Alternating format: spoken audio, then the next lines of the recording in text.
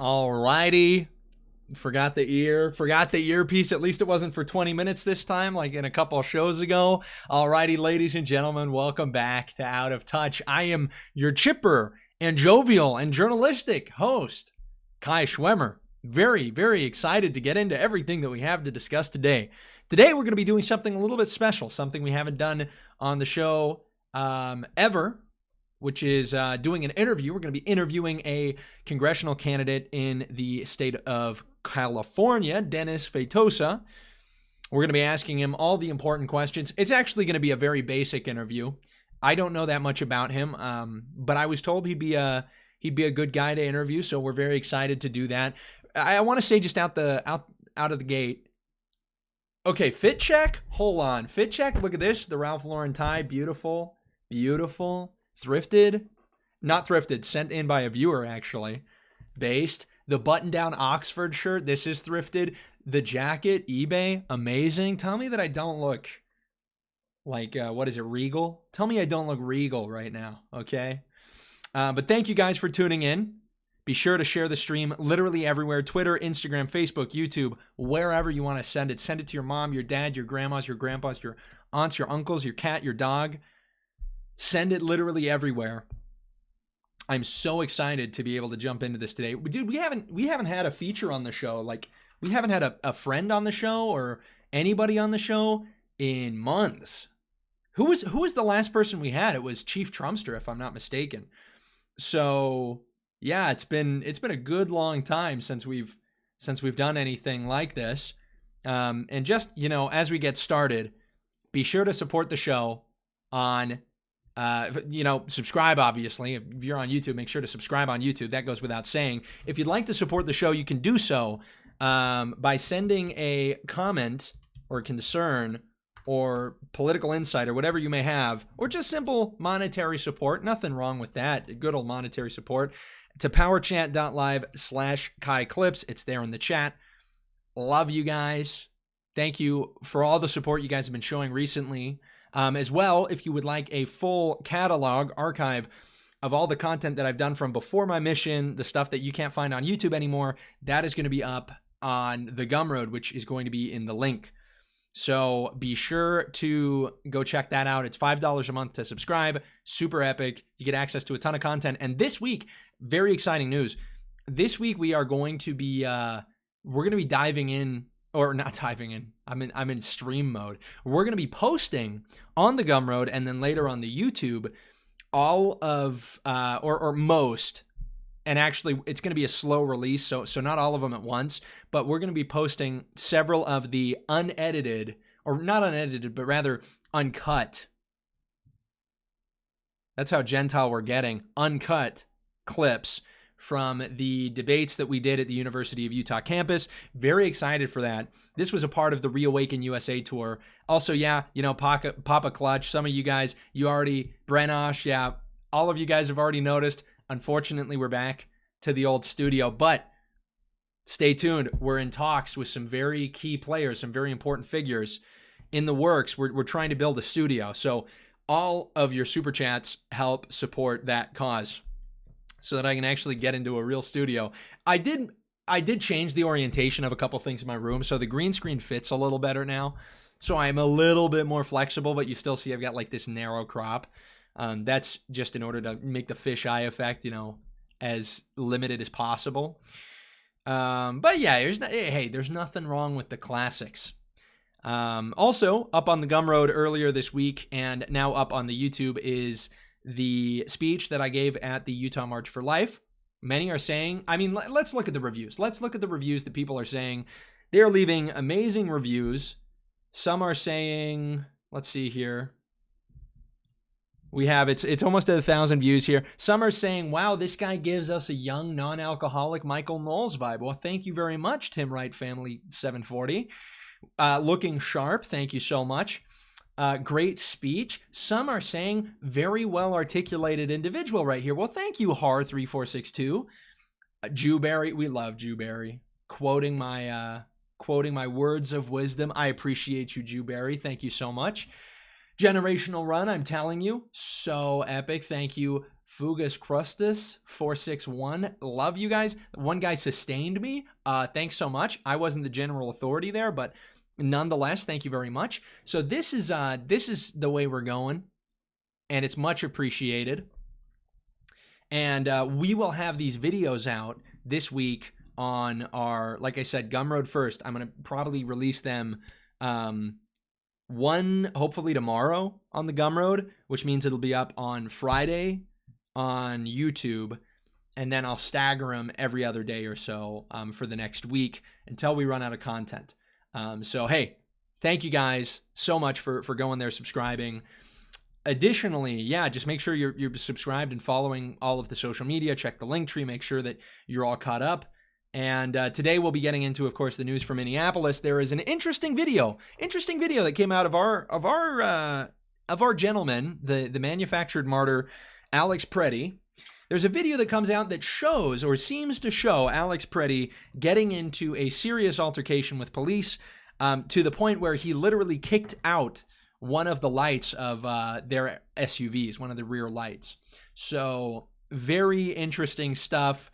The more information comes out, the more obvious it is that he is not just there peacefully protesting. He is getting into active confrontations, altercations with police. We'll be showing you guys that video. We'll be covering it, giving an analysis, maybe even covering if we have war with Iran. Could be happening sometime soon. Huge deployment of troops to the Middle East.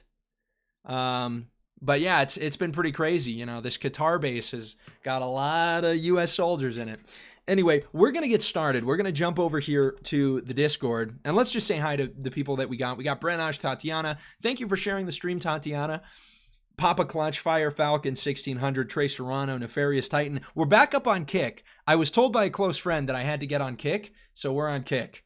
So we are going live on Kick.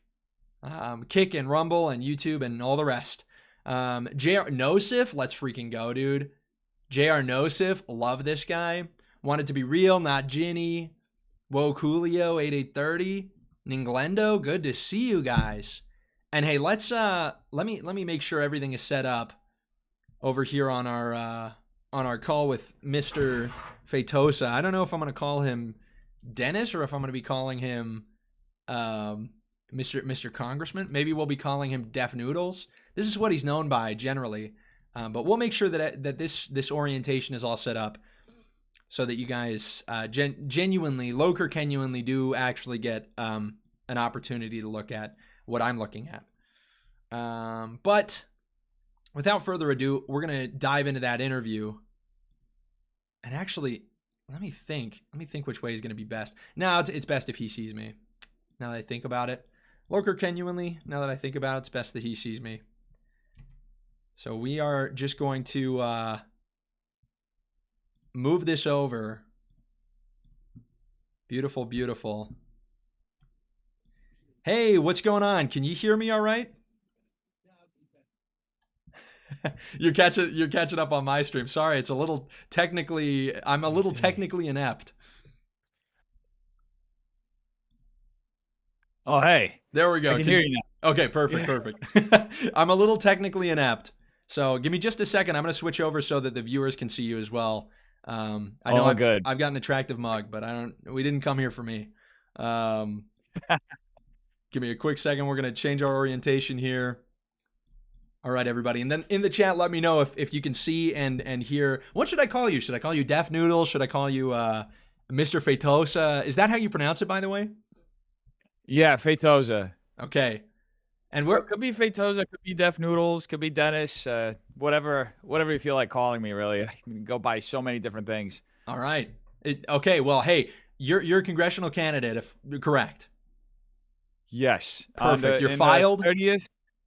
Yes, already filed. Okay, I got all the signatures I needed to be on the ballot. It's the 30th Congressional District. That's Adam Schiff's old seat. Oh, okay. Awesome. Very exciting stuff. So obviously, we're going to get into all that. We're going to get into some of the contentions in the race in the region, get your take on a lot of things. But I'll call you then Mr. Fatosa. So there's more professionalism. You don't have to be so formal. Just call me Dennis. That's okay. Fine. Okay, Dennis. Well, we like the setup, and for those who aren't aware, before the congressional run, you were a commentary. I don't know if you would call yourself a commentary YouTuber. Is that the group you would place yourself in? It was more like satirical commentary. Mm-hmm. I talked a lot about like, especially during the pandemic, a lot of influencer related news, like current events, like that kind of stuff. But yeah, for the last few years, I've been doing more like straight commentary. Okay, sweet. All right. Well, Yeah. that's where I originally had heard about you. From is from that sphere, because I've got a couple buddies who are in the Oh sphere. yeah, But back in the day. yes, back in the day. Admittedly, I can't claim stolen valor. I can't say I'm a day one, but I would hear your name mentioned. Yeah. And luckily, I don't recall whether it was for good or for bad. So there's a total blank slate in my mind.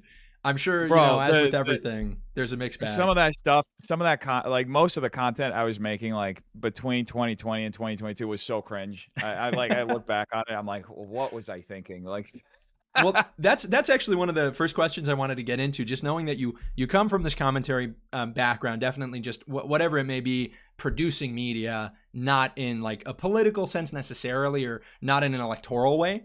yeah. So how do you think that has driven you to where you are now? What's kind of your approach been to it as now you're campaigning? Obviously, your name that you go by, on your social media is still Defnoodles, which I think isn't a bad thing. That's how people know you. But obviously, it carries with it some baggage. I felt the exact same way when I started getting into Utah politics. So, kind of, what's your whole view of it? Where do you want to go? Kind of merging these two sides of yourself. Yeah. So I think, you can't really separate yourself from who you are, especially on the internet when you have as long of a history as I have. I mean, my history on the internet goes as far back as like 2014. Like my first viral video was in 2015, actually. It was a video I made for Univision. It was a video about, my background being of a Brazilian background. My parents are from Brazil. I was born in New Jersey. I'm first generation American, but it was about, culturally, like what it's like to be Brazilian. That was like the first viral video. Then I did a follow-up for them, which was similar in style. And, ever since then, I've been really involved in making content of that matter. And around 2020, that's when the commentary aspect of it started really popping off. And,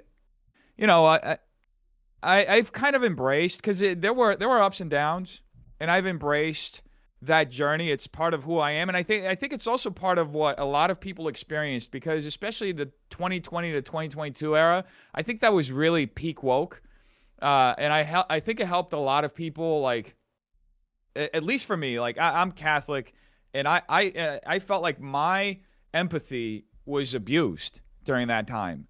I was really driven into embracing certain things that really didn't match, my faith. It didn't match, what I practiced going to church, what I thought about, what I saw in the scriptures. But wokeness essentially weaponized that to a degree that I think not just myself, a lot of other Christians that I talk to. And I talk to not just, not obviously I'm Catholic, not just Catholics. I know a lot of Protestants, I know some Mormons as well. And I mean, I think a lot of Christians felt that. Yeah, good. Shout out to John Dorian, by the way. Thank you so much, John. He's one of fellow Mormon. Yes, sir. We love the Mormons, the members of the Church of Yes. Jesus Christ of Latter-day Saints. Truly are our greatest allies. Huh? They are our greatest allies. Yes. I'm a huge fan. I'm LDS myself, so that's why I'm glazing a little bit. If you didn't know before, but yes. Yes. Well, I had a suspicion. No, I knew you were a Mormon. But I think a lot of Christians, because we come from that, we come from that culture of, forgiveness, of trying to understand the other perspective, of acceptance. And I think to a certain extent that's been weaponized against us, to accept different things that don't necessarily relate to our principles and how we view the world. And I think you see that reaction playing out in real time right now in the last year and a half, of people now moving away from that like hippy dippy version of Christ into like, no. Jesus was actually a hard ass. He was actually a badass. He's a guy who walked into the temple and flipped the tables, right? He's a guy, like, it's not easy to walk with Jesus. It's not just about accepting everything and everybody. It's about, understanding that it's not easy to walk with Christ and that it comes with demands, Mhm. right? So I think that my journey on the internet kind of reflects me, because I've always been Christian, but it reflects me kind of like, in essence, moving closer to God, Mhm. and being in a position where I was making these, for lack of a better word, these like super dumb lowbrow videos, with like the lowest form of jokes that you could imagine, just pure ad hominems, and talking about some of the most uh, uh, empty sort of things that are happening on the internet, to kind of like reconnecting with Christ, and reconnecting with a purpose and journey that He had given me, and finding myself then in a position of like, okay, so how am I going to affect the world? And ultimately, getting involved in grassroots politics here in Los Angeles, and seeing how that system in and of itself is broken, Mhm. and then thinking, how can I change this state that's like by far the bluest state, Mhm. right? It's the district that I'm in. It was D plus 23 before this last special election in November. Now it's D plus 37, meaning that for every 37 Democrats, there's one Republican. So it's an uphill battle, but it's you get called to do certain things, and what I believe is like, and what's been kind of shown in my life is the longer and the more that I resist it, the kind of the worse it gets. Like the quicker you just are obedient to what you're being shown is what you have to do. Mhm. The faster things kind of unravel. You Yeah, know. yeah. The story of Jonah, right, comes to mind, where he's called to, Yeah. preach to the people in Nineveh, and obviously rejects that call, and suffers in the belly of a whale for some time because of it. Yep. And then, from that, there's a whole different lesson there that I like to get into. But, this example of Jonah, where, even at the end of the day, there's still people who, despite even heeding calling, sometimes they go into it for the wrong reason, and you end up with Jonah who's like jaded. And that's not the goal. We want to be able to not only heed the call, but to ourselves be transformed as we do it, to the point where we're not upset with God because, He didn't kill all of them, or something to that effect, Exactly. right? So I Well, want that's to. why it's His will be done, right? Yes, Thy will be exactly. done. It's not at the end of the day. It's your will, God. And I think it's a good thing. It helps you separate your ego from like being attached to results, Yes. right? Because Yep. ultimately you're serving Him. So Yeah. No, I I could go 100% all day agree. about this. Well, and that's actually, we got a good point, or a good question that I was going to ask here in the chat from Utah FP Doc, who says, how did a good Jersey boy end up in Cali? And I wanted to ask that, and then also kind of with your physical journey, also describe a little bit, because you've started to mention it, that journey with, being Catholic. Were you always, church going? Were you one of these CEO Christmas, Easter only Catholics? How's that been for you? And then how does that correlate to kind of your progress politically? Of course. So I have a really unusual story in the sense that my parents were here on a work visa. I was born in New Jersey. My dad was finishing his degree at NYU, and he was working as a CPA at Deloitte. And when their visa expired, instead of staying here illegally, they moved back home. They did what you're supposed to do, right? Mm-hmm. And I ended up growing up in Brazil up until I was 12, and then I was sent to boarding school in Florida. I lived in Jacksonville, Florida, for many years. I went to college there. I love Florida. And then after that, I moved to New York, where I worked for about 10, 12 years. And then through work, I ended up finding myself in Los Angeles. I got a job offer out here in 2015, funny enough. I've been here ever since, and kind of just building along. I've always kind of I worked behind the scenes, mostly doing videos. Like my first job out of college, it was during the Great Recession. I was touring with rappers, shooting music videos and shooting stuff back when this was like 2009, when YouTube was like in its infancy, Yeah. and you had to be like a lunatic to post content online. Yes. So What a time it that's was.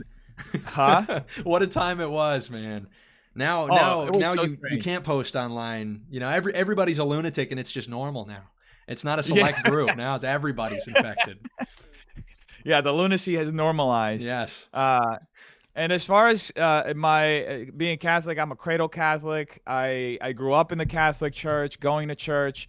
I did have a moment where I kind of moved away and was kind of like seeking, other things. And I read about Buddhism. I read about Hinduism. Nowadays, it's like I see that period as like such a waste. I was looking for answers in other places when I had the answer right in front of me. But I am so grateful that God was patient with me through that time. And my returning back was, I think, around like 2012. I actually got a job working for the Catholic Church in New York. And I used to direct their TV broadcasts. I used to direct Daily Mass, St. James Church in Brooklyn. Many years, I would just go for, and direct it. The majority of the audience they used to watch at the time, were people who are usually at the hospital or can't go to Mass for some reason. And there's like something really meaningful about that. You're helping people who can no longer make their way to church, be with Christ, So Yeah. I No. did that for many years.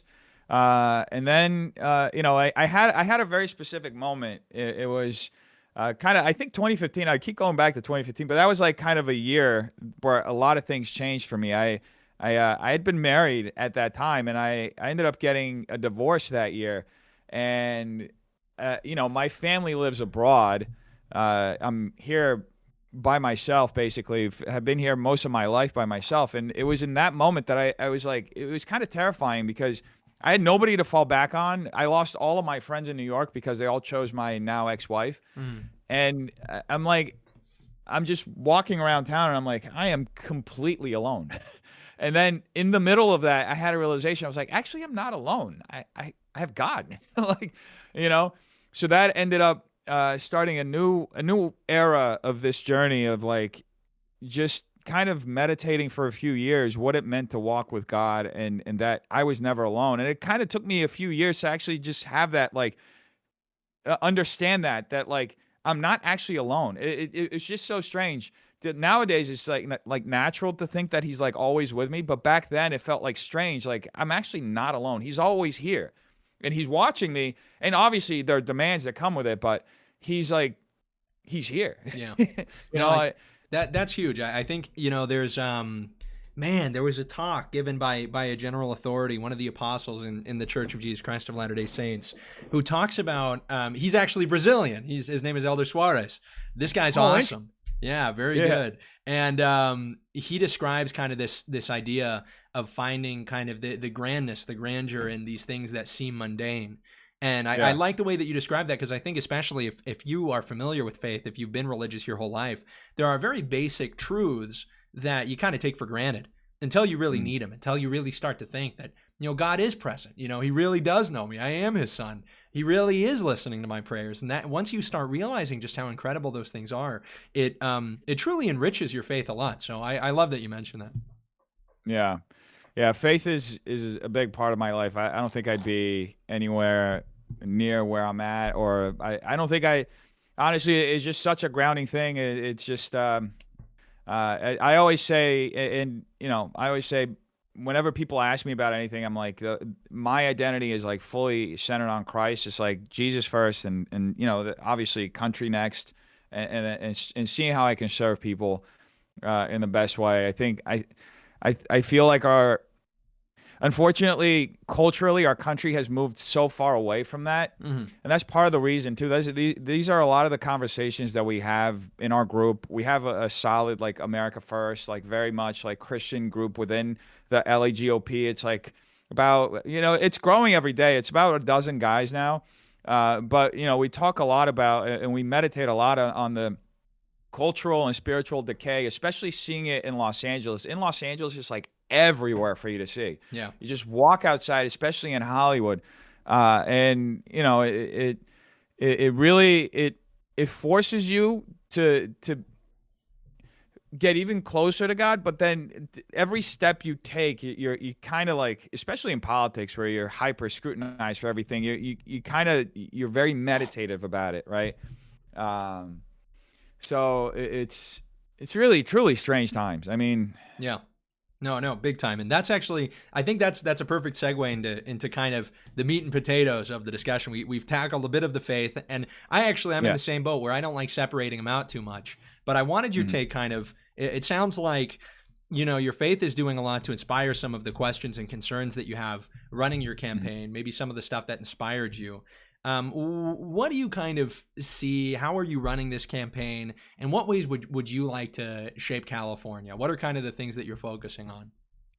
Yeah. So, when I first started setting up the campaign, I did a few surveys. I talked to several people to kind of get the temperature and see what issues were affecting, people in LA and in California. And as we've moved along with the campaign, and this was back in July, right, that I initially started putting the campaign together. As we've And moved, remind us when you moved there originally. Was that pre or so post that was pandemic? 2015. 2015. That Okay, was perfect. 2015. Yeah, Mhm. yeah. So we Also, as we've moved forward with the campaign, we kind of started noticing other issues that we were going to have to address either, in parallel to this, or they were things that were going to eventually have to be addressed regardless. Some of the situations happening within the party, I think within the LAGOP specifically, they're the kind of things that they're very representative of the cultural rot that has taken LA, right? For example, when I initially put my campaign together, like I said, based on a few different issues that I saw, basic stuff that most Americans care about now, which is like cost of living, public safety, and the homelessness situation in LA specifically, which is out of control, and the corruption around it. Right, there's a lot of corruption in Los Angeles, folks. If you think Minneapolis and Minnesota was bad, California is out of control. It would take a decade of Nick Shirley's every single day exposing this state for us to even, hit the tip of the iceberg. But in that process, we realized that there is real institutional rot and corruption within the LAGOP. And this came almost right out the gate because the last person who ran for this seat, the last Republican who ran for this seat, he is now the vice chair, the second vice chair at the LAGOP. His name's Alex Balekian. He's currently running for Glendale City Council, and he's a gay Republican, which I don't know how you can conserve anything and be a gay Republican. Just seems like an oxymoron to me. But anyway, within a month of me announcing, we had this meeting. I was looking for advice, and this was the advice he gave me. And I'm going to give it to you almost verbatim. And I've been telling as many people about this because I want people to understand just the level of rot. So he asked me like my position on abortion and on marriage, and I said, look, I'm pro-life. I believe that life starts at conception. In fact, actually, I think it starts even before. I think it starts at the choice of you laying down with somebody, and you're laying down for a procreative act. But let's just say scientifically, the consensus is conception, right? And as far as marriage, I don't believe in the word traditional marriage. There's only one kind of marriage, and that's it. It's just what's been given to us by God. It's that covenant. So, he said, well, have you ever thought about running as the first pro-choice, pro-gay marriage Republican? It would do so well here in Hollywood. You would probably get all the old gays who fantasize about converting a straight guy like you into a gay to donate to you. And I'm like, Alex, thank you. And I just opened the door and I was like, that was it. The conversation was over. Because he's effectively asking me to prostitute myself for donations, right? He's effectively asking me, like, right out the gate, for me to give up my principles so I can go out and fundraise. And I think that's part of the reason why the Republican Party has become so weak in California. There are so many people who are just used to losing. It's not the same party that it was when Reagan was around. Reagan was from California, right? It's definitely not the same party. It has been considerably weakened, and the Republicans that are currently in place are usually former Democrats or they're libertarians like Alex, who's very socially liberal, is just fiscally conservative, so he's only, Republican in name only. And, they have this idea that the party should move towards social conservatism. And there are a lot of us who disagree with that. We want to conserve the founding principles of this country, right? Which this country is a Christian country. It was founded on Christian principles, biblical principles, right? So, it was very disappointing to get that out the gate. It was actually kind of infuriating. And, ever since then, I've been kind of just moving along and seeing that sort of institutional rot within the party is actually much larger than just that issue. The party itself has been aligning itself with it's called the gay. They're the gay lobby, basically. It's the log cabin Republicans. Yeah, I was about to say that, the log cabin Republicans. Yes, sir. I mean, we actually have right now Scott Pressler in Utah. Really? Yeah, he's here right now. And this is the thing where, electorally, he is excellent. He's a good signature gatherer. He's a good grassroots guy. But eventually, you do have that qualm where it's like, look, am I going to say that the electoral victory is worth sacrificing everything in order to get to that point? Then, what are we actually winning on? What is the platform that we have gotten to the office with if we have sacrificed everything along the way? So, this is a big concern all across the country. And it is difficult when you're put in that position of, look, either we lose kind of a grassroots initiative drive because there's a lot of Republicans that are, asleep at the wheel, or we have to say that the only really effective people are like, 5 really rich gay guys, right? And so the purse strings is obviously a big part of that. Yeah. But yes, the gay lobby, continue. What I would say, and this is something that, comes up a lot, obviously, what I would say is anybody can be a Republican. I don't mind that. You can be a Republican. You can vote as a Republican, and you can be a part of the party. You can donate, all that stuff. The only thing is, there's a limit to who is responsible for the soul of the party. You're not going to get to define the principles of the party, which is what they tried to do in California specifically. They tried to redo the entire platform as a socially liberal platform. It got shut down, thank God. So then Rick Grinnell went on the national level and changed it like that. So that's how they had to reverse engineer it. And this is still a fight that's going on, to change it back to what it was, to these social conservative values, right? But even beyond that, I mean, coming back from AmFest, you were there at AmFest. We saw each other there. Did I see you there? So, yeah, we went to that James O'Keefe party. That's what it was. Okay, yes. Yeah. Now I remember. I was going to say, I'm like, I'm trying to remember which night it was. Okay, perfect. There we go. There we go.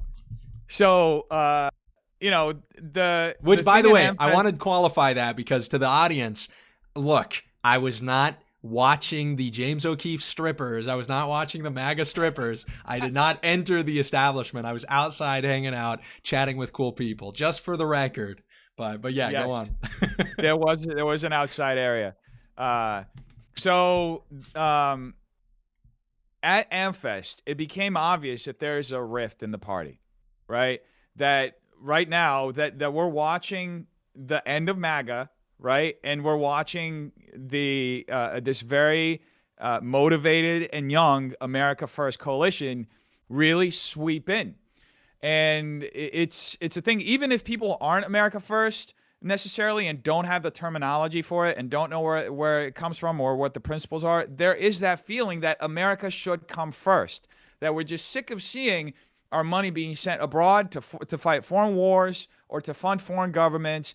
We just want to take care of Americans. And I see that actually on the streets. When I'm door knocking in Burbank or in Glendale and parts of my district, I see both Democrats, independents. I see, a lot of Republicans. That's a very real concern. They want the money to stay here, right?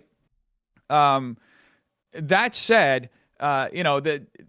considering that rift, there was a specific incident that happened, and I won't even qualify it as an incident. This was this. So we had this debate booth, right, where we were debating people, and anybody could stop by and debate us, and we would have different prompts go up. At one point, I put up that Ben Shapiro is, and I don't know if I can say this word, but I said Ben Shapiro is the F slur. I'll let you fill that out. Look, I don't know if Kick allows it. This is my first time back on Kick, so I appreciate the safe bet. For the record, slur is generally fine. We try to stay away from swear words, but I appreciate the caution. Yeah. So I said it was somebody that was with us put that up, and I debated that because I thought that what Ben Shapiro did on that first day was just like, it was unnecessary. Yeah.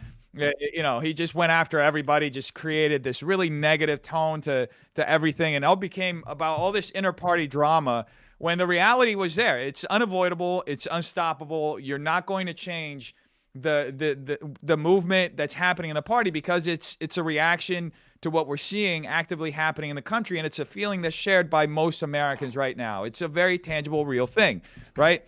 So in the middle of all that, I'm debating somebody, and then I just step away for a second, and I see one of my friends who's advising my campaign. He's debating somebody who's pretty high up in the LA GOP. She is actually part of the Jewish, she's a Jewish liaison for the LA GOP. Do we get names? Do we get names? Elizabeth Barkohana, that's her name. Okay. So he's talking with her, and he's actually more debating this guy Eyal Jacoby. Have you heard of him? Yes, I think so. Yeah. On He's Twitter, big on X. He's got like 380,000 followers on X. Yep. You watch his timeline. It's just straight up Israeli propaganda all day. Yeah. And I'm pretty sure he's a former IDF soldier too. So to me, his timeline is just an intelligence operation, really. Mm-hmm. But anyway, so I see that the conversation is getting kind of heated. So I approach them, and I don't want them like fighting each other. I know both of them relatively well. I know Elizabeth and my friend. So that, I try to like be a peacemaker, and I go and I try to I go to shake hands with Eyal, and I notice his hand is like wet and cold. He's like angry. He's like agitated and flustered, and I'm like, okay, this is not going good. This guy's really mad. Actually mad. Cortisol and spike, worst mistake. Cortisol spike beyond imagination. So immediately when I engage them, like I become his target. And the next 30 minutes is just this guy like rattling off talking points and like everything that you probably already heard, being spouted off by like the Laura Loomers of the world, and like just your usual propaganda. And anyway, the conversation ends. They say they have to go to Shabbat dinner, and they leave. We go do our own thing, and we come back to LA, and this conversation starts that I'm an anti-Semite around the party. And I hear that this is coming from Elizabeth. She's going around telling everybody that I'm an anti-Semite, right? And then I start hearing that they're looking to run somebody against me. The party, as a result of that, is looking to find somebody to run against me now, because I dared to criticize. I didn't even criticize Israel, honestly. I criticized Ben Shapiro, and that made me an anti-Semite. So the party is looking to split votes, and from what I've heard from different people in the party, they're looking to they're recruiting a gay Jew to run against me. Perfect. Couldn't be more establishment, right? Couldn't fit more like the. So, that's all. That goes to show you the rot that's happening within the party, right? Mm-hmm. That it wasn't like, and look, just to add more context, the LA GOP is not doing well financially. They're very, very stripped of resources. They're having a hard time getting enough candidates for other seats. They're about like, I think 2,000 different seats, offices, public offices in the LA County area that they could be running people in. That's not just congressional seats that goes state assembly, state senate, community college board, education board, all sorts of of seats that they could be finding and recruiting people for, right? But now they're trying to recruit somebody to run against me because I guess I, upended their narrative, or I pissed off the wrong people for questioning something, Yeah. No, that's so that establishment pushback. It's a good sign, right? You get the most flat cannon fire right when you're above the target. But I see that a lot. You have this kind of entrenched GOP, and then as you described, this kind of rising America first. Certainly, very skeptical of Israel. And I think now, and this is something I wanted to ask you. I think one of the big concerns now is that you almost see it become like that in and of itself. The conversation about Israel has kind of hit the mainstream so dramatically, so significantly, that now there's almost a concern, at least it's a concern of mine and of a couple other people, that this in and of itself is a strategy to kind of derail things, either to, make the party look ridiculous through some of the things, somebody like a Candace Owens has said, and I don't know what you feel about her, but whatever the case is, she's huge on YouTube, and it seems inexplicable that she still has retained her platform given some of the stuff she said. Well, I think she's controlled opposition of sorts, but I'll let you finish before I get into those theories. Yeah. Well, and that's a little bit of the question, and it's an opportunity for you as well to talk about kind of how you've got there and what your whole take on it is, knowing that there is this huge movement. I think a lot of people what they want to know is how you come about during that process. There's this huge caution now that there are people who understand that it is a grift. At this point on Twitter, on X, if you're posting something that's anti-Israel, that is guaranteed engagement. And so I think there is some suspicion that people have now, just as much for Israeli operatives or people who are posting super Zionist content, just as much as there is now with people who are posting anti-Zionist content. So for you, how was it that became something you were aware of? What space does it occupy as a part of your campaign? And I suppose I'll kind of give you the second question afterwards. But yeah, if you wouldn't mind just going ahead on that point, because I know that's something people ask. And that's absolutely fair to have those questions, because there is money to be made. Like you mentioned, Candace Owens, there are other people as well who their entire social media presence is just them going after the Jews, basically. And it's like anything is like the Jews. It becomes almost like a parody or a cartoon. And I would add, I think they're not even like, these people are not ideologically right wing. They are they would flip on people who are ideologically right wing if those people stopped parroting like this one answer to every question. Of course. Well, for me, I got to be honest with you. I'm actually pretty close with a lot of the big Jewish donors in the party. I was relatively neutral as far as Israel goes and as far as Jewish influence in government until probably towards the end of last year. Seeing the pushback, I mean, when I went to AmFest, I don't think I was as critical of their influence in our government as I currently am. It was more of like, yes, I knew there were these criticisms. I was kind of following along. I recognized that what they were doing in Gaza was extreme and it was absolutely inhumane, right? And a genocide, 100%. Now, seeing their reaction to just light criticism, like just criticizing a Jewish person and having there are literal articles that are written about me being an anti-Semite because of that, and seeing the reaction within the party as well, I was like, okay, there's a problem here. Like the fact that I can't express these ideas even lightly, and I'm already getting this sort of pushback where I'm being sidelined in the party, where I'm having my character assassinated because I dared to, level this criticism. There's a problem here, So, and the problem's institutional. And to an effect, it's also cultural. And then obviously you go down that path, and then you start noticing all this other stuff, and you start seeing, okay, so this ties to that, and all of a sudden it's easy to go down that path, like you said, of like then blaming everything on them. But that's not the point with this. The point is to have a party that represents America first. That's it. I want the party to represent American interests, and seeing how you can't even question within the party our involvement with Israel or question a Jewish person, that shouldn't be the status quo. Yeah. Big time. So that you would say it's something that occurred more naturally as you became more involved with politics. Yeah, it happened more as like my own shift happened more as a result of the pushback that I got. Because I mean, look, if they hadn't pushed back the way that they did, like, and I'm saying in terms of the Jewish personalities that reacted the way that they did, Yeah. probably would be at the exact same spot that I was before. I'd be relatively neutral and thinking, yeah, Israel, not that we should keep sending our money down there, but they're a friendly country, Yeah. and I just want to be able to voice concerns without having my life destroyed. Yeah.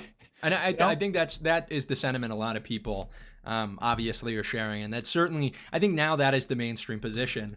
And so the big thing is to kind of realize where that comes from. Because there are people, who, if they're not as interested in the electoral politics, they are interested in just that one issue. And that one issue becomes the brand. And it is something that, yeah, like you and I were talking about with Candace Owens, it's a counter op. It is totally like a gay op in order to make people with those criticisms just look even more ridiculous. But I got one more question for you. And then we'll dive into some of the questions. Guys, if you want to ask Mr. Defnoodles Dennis a question, feel free to super chat, power chat, or YouTube, wherever you guys want to send it. I'll be able to read through all of them. But yeah, so this is kind of my biggest question. I'm interested, obviously, in politics. I'm doing more of the commentary. But one of the big things is realizing kind of the political game. And every decision is intentional. And I think especially when you come from a commentary or just like when you're politically engaged but not electorally engaged, which is definitely different. You're watching the news cycle, but you're not campaigning or interning. You look at politics a different way. Every national headline becomes the thing you're most interested in. And oftentimes, there's people who don't even know the things happening in their community. It becomes very different when you run to office and you talk to the people who live where you're campaigning. So I guess my question, and this goes maybe to politics in general, is about why decide to run in this district, which is an overwhelmingly Democrat district. What is your end goal? What's like your best case scenario? Where do you intend to go after the campaign? And if there was a conversation, what was kind of the decision-making process of running for this congressional seat in the U.S. House of Representatives instead of just at a more local precinct or county level? Of course. So part of the idea is, so let me start. There were a few different questions there. Yes. So why this district? So I live in Hollywood. My office is in Hollywood. I'm here every day. I'm part of the assembly district that covers most of Glendale. And we so love I'm our in the Armenians. district. We love the Armenians. Let's go. We love the Armenians. I'm in the district actively, already. I know a lot of people in Burbank. I see all the issues. I pay a boatload of taxes in this district. I see how my money gets spent. I'm upset about how it's being mismanaged. I've been to meetings at the Board of Supervisors and seeing them clear $100 million towards homelessness to convert motels, and seeing that money just evaporate and not go anywhere. And then thank God we have Bill Asaley, here as U.S. Attorney, because he started arresting some of these folks. But I'm actively seeing how I'm invested into this district. I'm seeing the misery that is around me, the homelessness. Here's a great example of this. When I first got this office, so I'm on the corner of Sunset and Gardner. I'm right on the Sunset Strip, so it's a very central location, very well known. There are tourists walking here. I'm less than half a mile from the Hollywood Boulevard, right?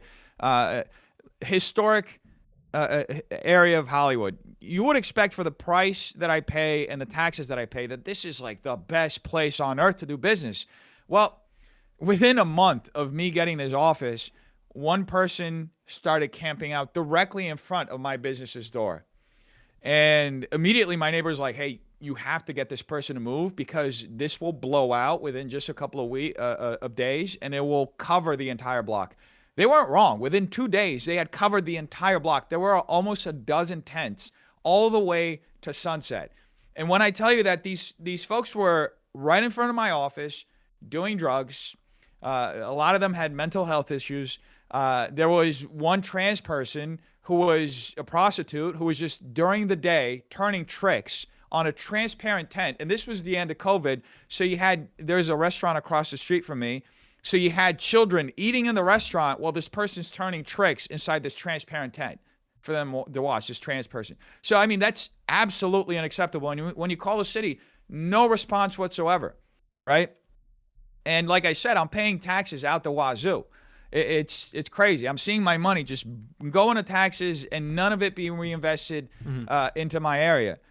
On top of that, there were several situations where I was trying to expand my business and get a liquor license, for example, because I have a comedy club here. And there was one specific instance that I love to bring up.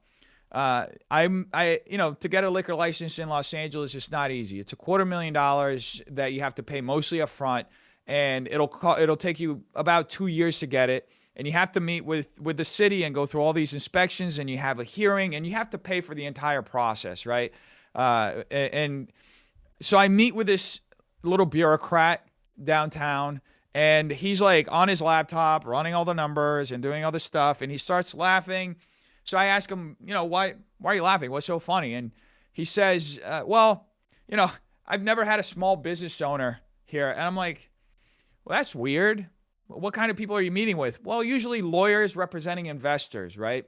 Yeah. And that to me subtextually just told me that the little guy is being priced out. Yeah. Right? The mom and pops aren't having an opportunity. I mean, what kind of family or individual has $500,000 at least or close to that? Because yes, it's $250,000 to get the liquor license. But what they don't tell you is that you can't be selling any product. You're not licensed to sell any product until you have the license. So you need at least another $200,000 to keep paying the rent, the insurance, to have the space, because you can't get a liquor license without having the space, right? So that's like up to 2 years that you're paying to just hold a space in hopes of getting this liquor license. And there are a lot of people that try to reverse engineer it. For example, there was this Vietnamese restaurant across the street from me. Very nice lady was running it. She was selling sandwiches while she was trying to get her liquor license. And she, after trying for 2 years, wasn't able to get it. So she had to close shop. And I don't know if she moved, but somewhere else, but it's now another restaurant. It's a pizza joint. But that's a harsh reality, right? And I mean, that's how business goes. But you don't need, business is already hard. You don't need the extra hurdle of this bureaucracy that's made to effectively just, corner the American dream so a small elite can have access to it. That's how I see it. Kind of on that point, then that's maybe the question, right? I think absolutely, you want to be able to tackle this stuff in the U.S. House of Representatives. Was there a conversation? Did you contemplate, running for the local, like for the state House of Representatives, or in that specific state district? Do you feel like you'd be able to do more or less, like either nationally or federally, versus statewide? Kind of what's your perspective there?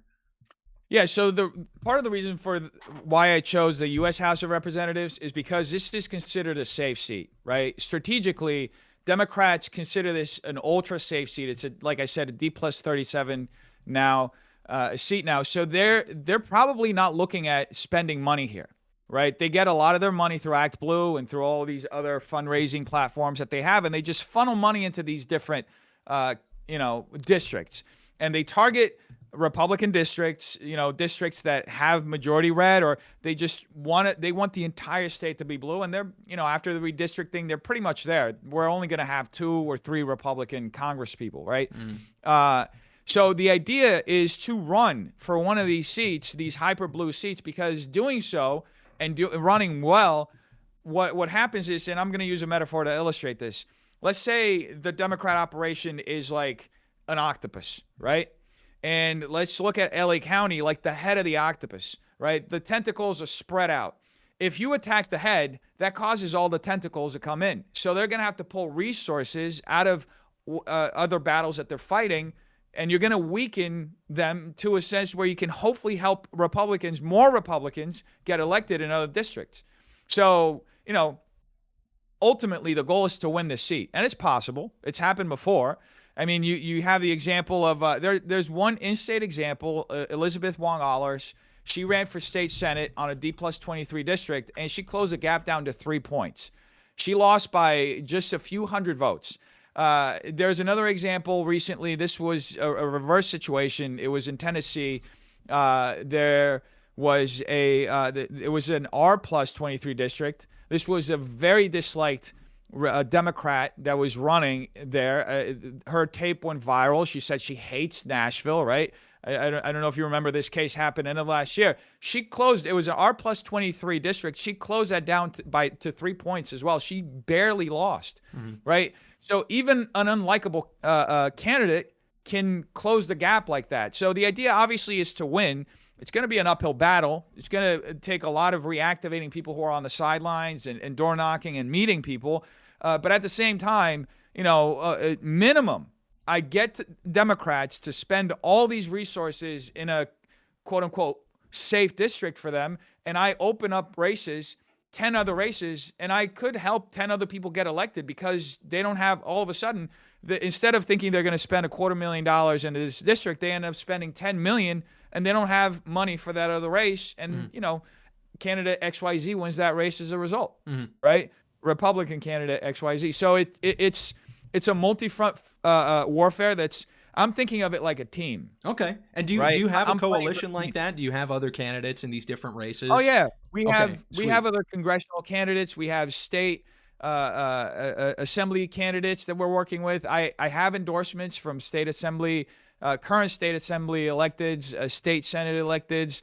Most of the CRAs, all of them in my district support me. So I'm working within the current party infrastructure, and I'm also helping build out local chapters at universities so we can expand our ground game.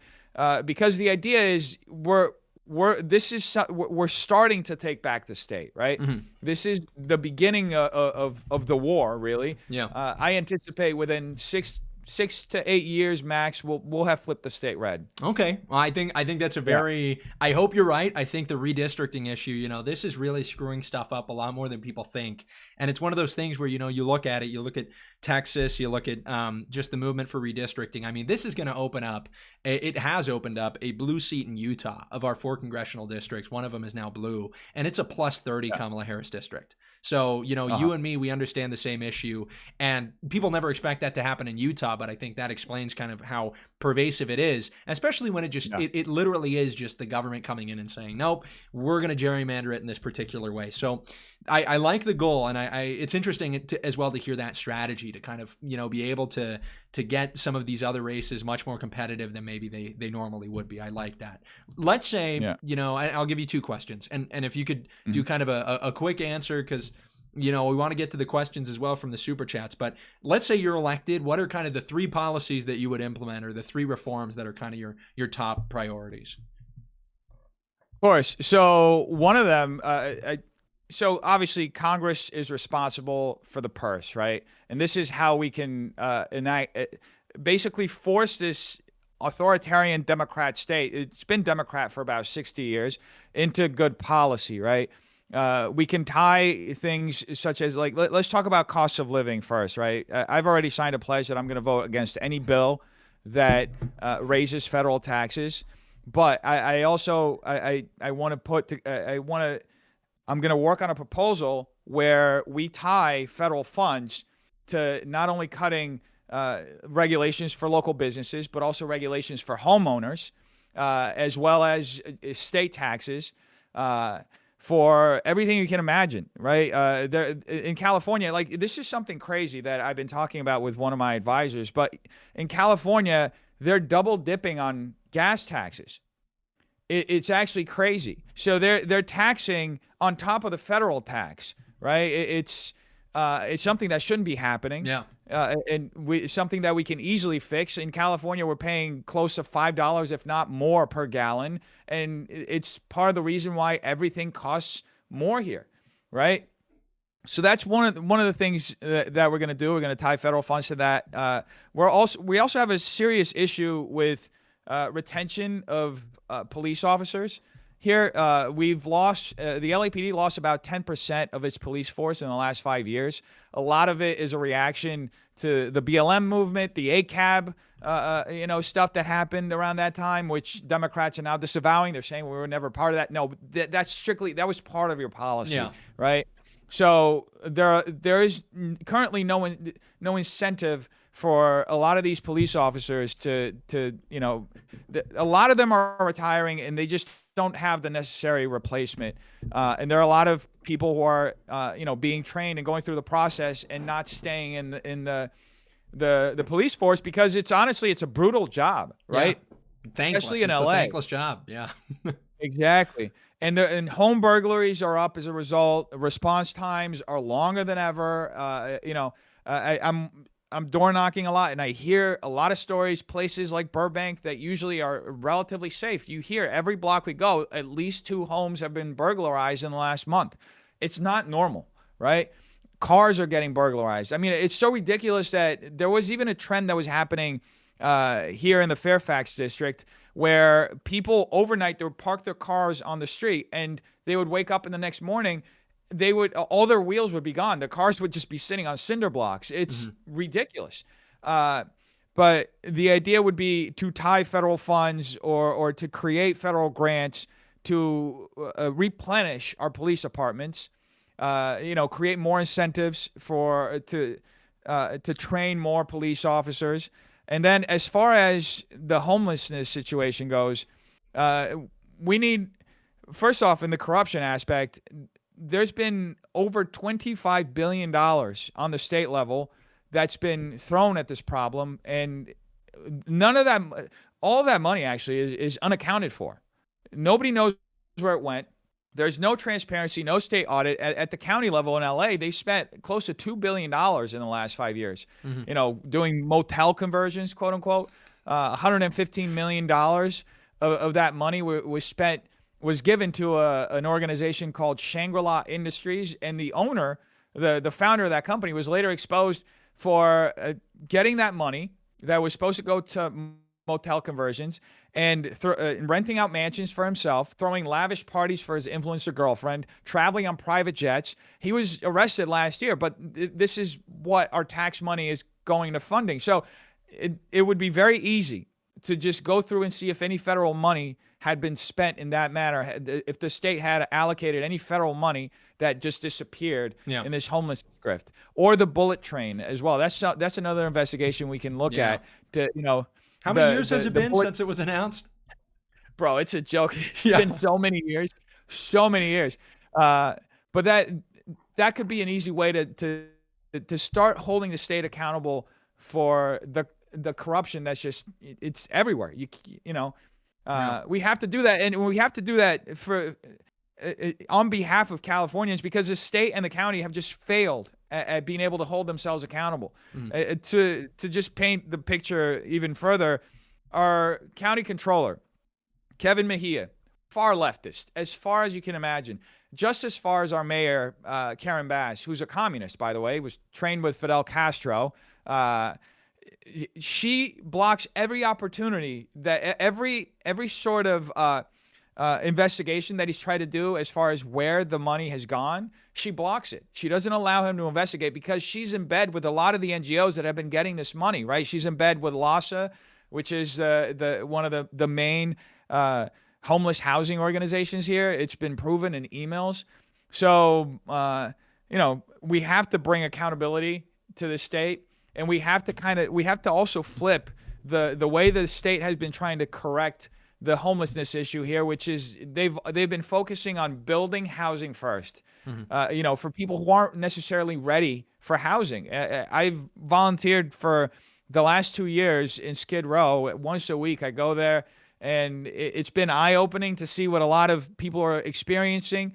But the majority of them are either suffering with some level of addiction, or they have severe mental health issues, and they're just not ready for housing. So this is something, not to interrupt you, but and you don't have to agree with this, because I get to do the commentary and you get to run for office, so we have maybe different angles we can take. There is really just the more I look into this issue, I'm looking at these different proposed solutions, and I keep coming back to this idea that it's look, if there's like a significant subsect of these people who are on the street not just because they're down on their luck, but either through mental deficiency or genuine like derangement, psychosis, whatever it may be, drug induced, whatever it may be. There's a certain subsect of the population that I think literally just like needs to be in something equivalent to a jail. And obviously, like, you want to take care of them, but there will always be a subsect of the population that cannot be responded to in a way that every other kind of functional person can be responded to, where you can give them a place to live and you can give them resources.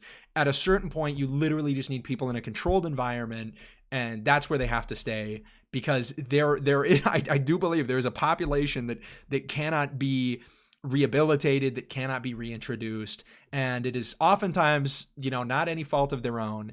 What we have to dedicate ourselves to is truly reducing the ability for more and more people to be put into those positions. We have to reduce the accessibility of, drugs, opiates, all of these things that will induce that psychosis, that will push them to the point of no return. But there is some portion of the population, I think people would be insane to deny it, that nowadays we see a lot more of, because there is far more welfare subsistence. I don't know, back in like Athens, back in Greece, I think all these people find their way to one place, or they die like in random acts of violence or something to that degree. We're a much more humane society, but I think that there is some aspect of the answer here that just literally has to be putting them in a controlled environment for good. Well, what I can say to that is that there was actually a study that came out end of last year that showed that for the first time since I think the 1970s, there was actually a majority of people who thought that reopening mental institutions, like the old, I'm not talking about the One Flew Over the Cuckoo's Nest type of mental institution, but just like a place where you can house all these folks. Yeah. I guess the majority of people supported that. Yeah. So, well, and the opposition, it's rhetorical. It's because they watch movies and it's like, oh, this is the loony bin. It's like, no, It's like, we just want them kind of safe. Yeah. Yeah, you would treat, of course, it would be like a humane, thing. The reality is, and you kind of touched on this, there are a lot of people who either as a result of, a mental illness or a specific drug addiction, or sometimes they just don't want to live in a place. I mean, they're genuinely people who have all their stuff together. They just want to live off the grid. Yeah. And they want to do it on the streets. But I think that it's really not conducive to I would say it's not conducive to having an organized society, having such a large population of people just living on the street in squalor. Yeah. Right. It's not something that we should accept, and it's something that we should honestly look for a solution that's obviously, like we were talking about, humane, but that doesn't perpetuate that problem. Because right now, a lot of politicians they've done the opposite. They've actually figured out a way to monetize it, which is actually even more inhumane, right? Yeah, 100%. I mean, it's you have this like permanent like underclass, and I don't know, dude. And you get to it at some point where you realize, these people, actually, they don't have a place of residence, but I'm sure they figure out a way to get him to vote. I'm sure they're smart enough to get him voting. If they can get him there awake 100%. To the polls, what's going to stop anybody from filling out their ballot? But, well, hey, in a state like, just to your point, in a state like California, where when you go to vote, they don't check your ID. They don't ask. They don't even want to ask you your name. Yeah. They just ask you your address, and then they have you sign on the line. They don't verify your signature.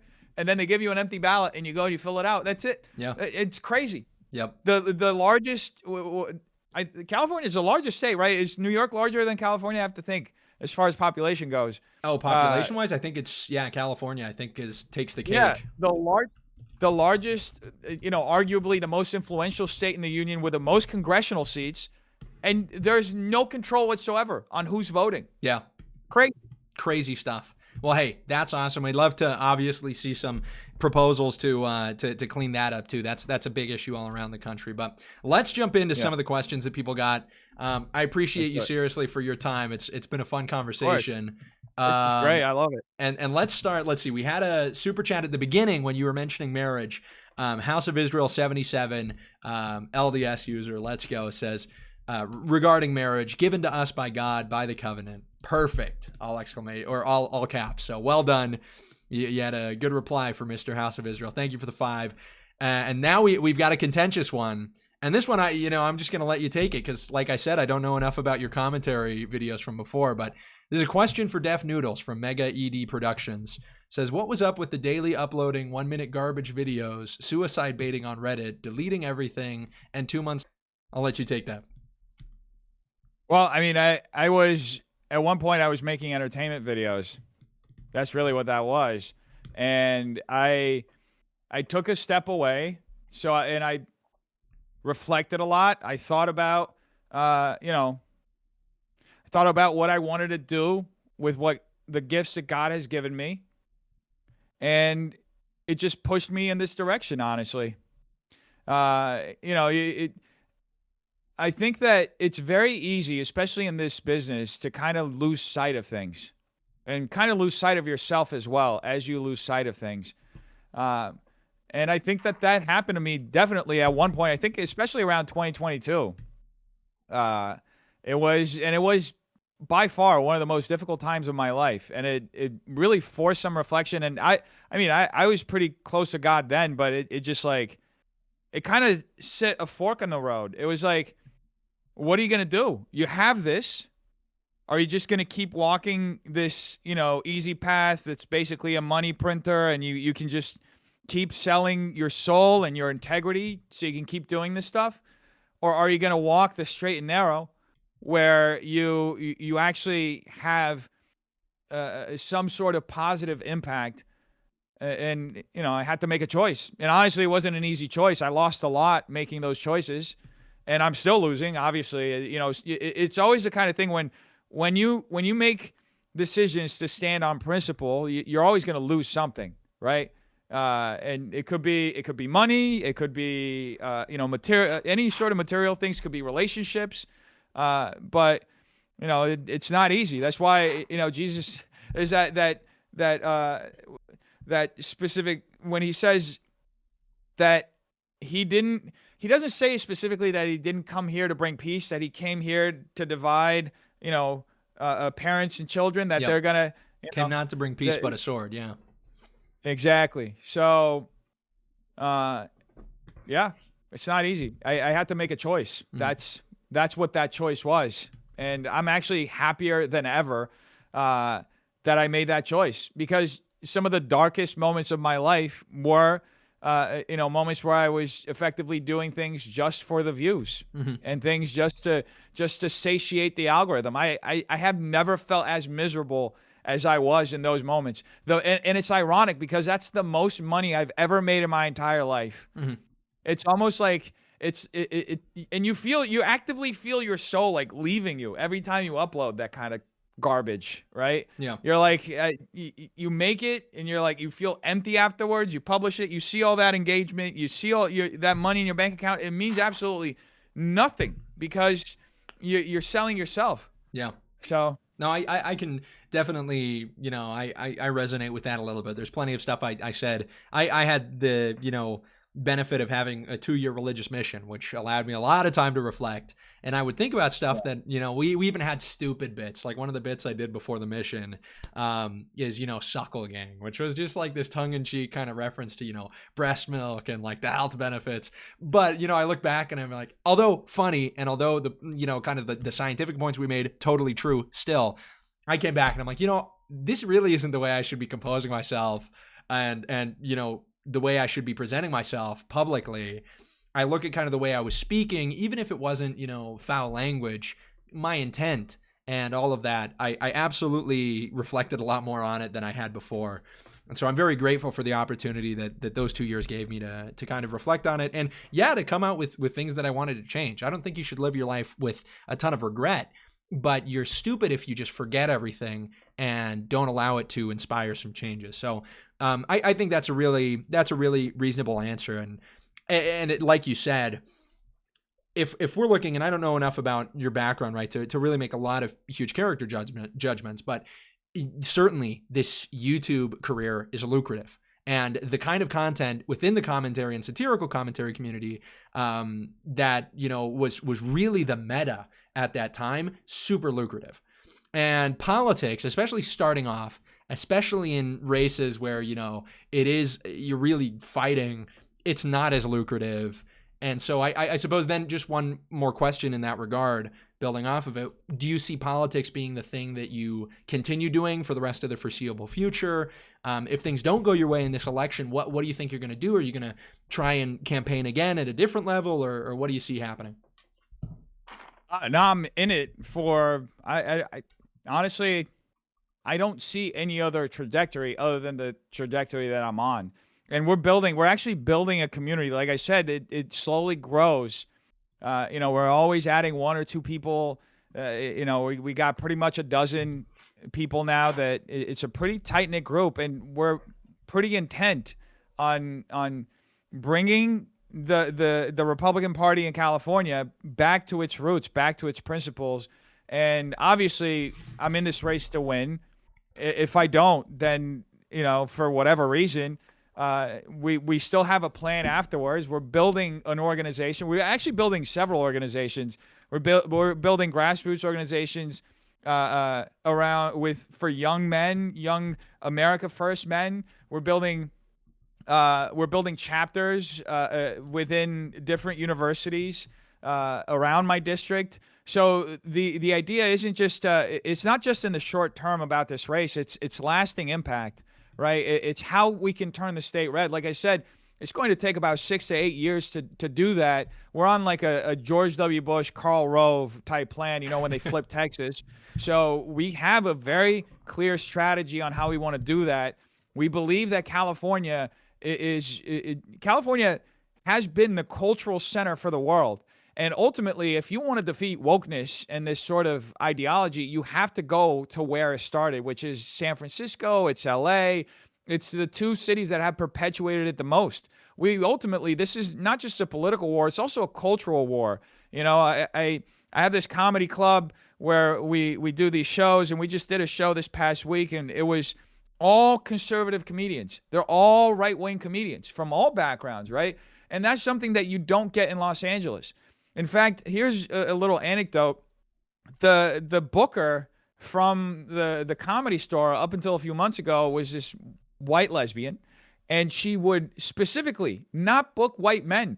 In fact, one of the most famous stories that I heard from several comedians was how, you know, Matt Rife, one of the biggest comedians in the world at one point, I don't know if he's as popular as he used to be a couple of years ago, but at the height of his popularity, she refused to book him on a show because she looked at the lineup and she said, yeah, we've had too many white men here this week. That sort of discrimination shouldn't be accepted. Yeah. Period. That's clear discrimination. Who cares? He's the most popular comedian in the world. How are you going to turn him down just because of his race? Yeah. Because of his skin color? So, you know, we did a show here. A lot of people, funny enough, there was a lot of pushback because we purposely pushed the boundaries. We named the show Whites Only. Okay. So let's go. It was That's funny in and of itself. That's good.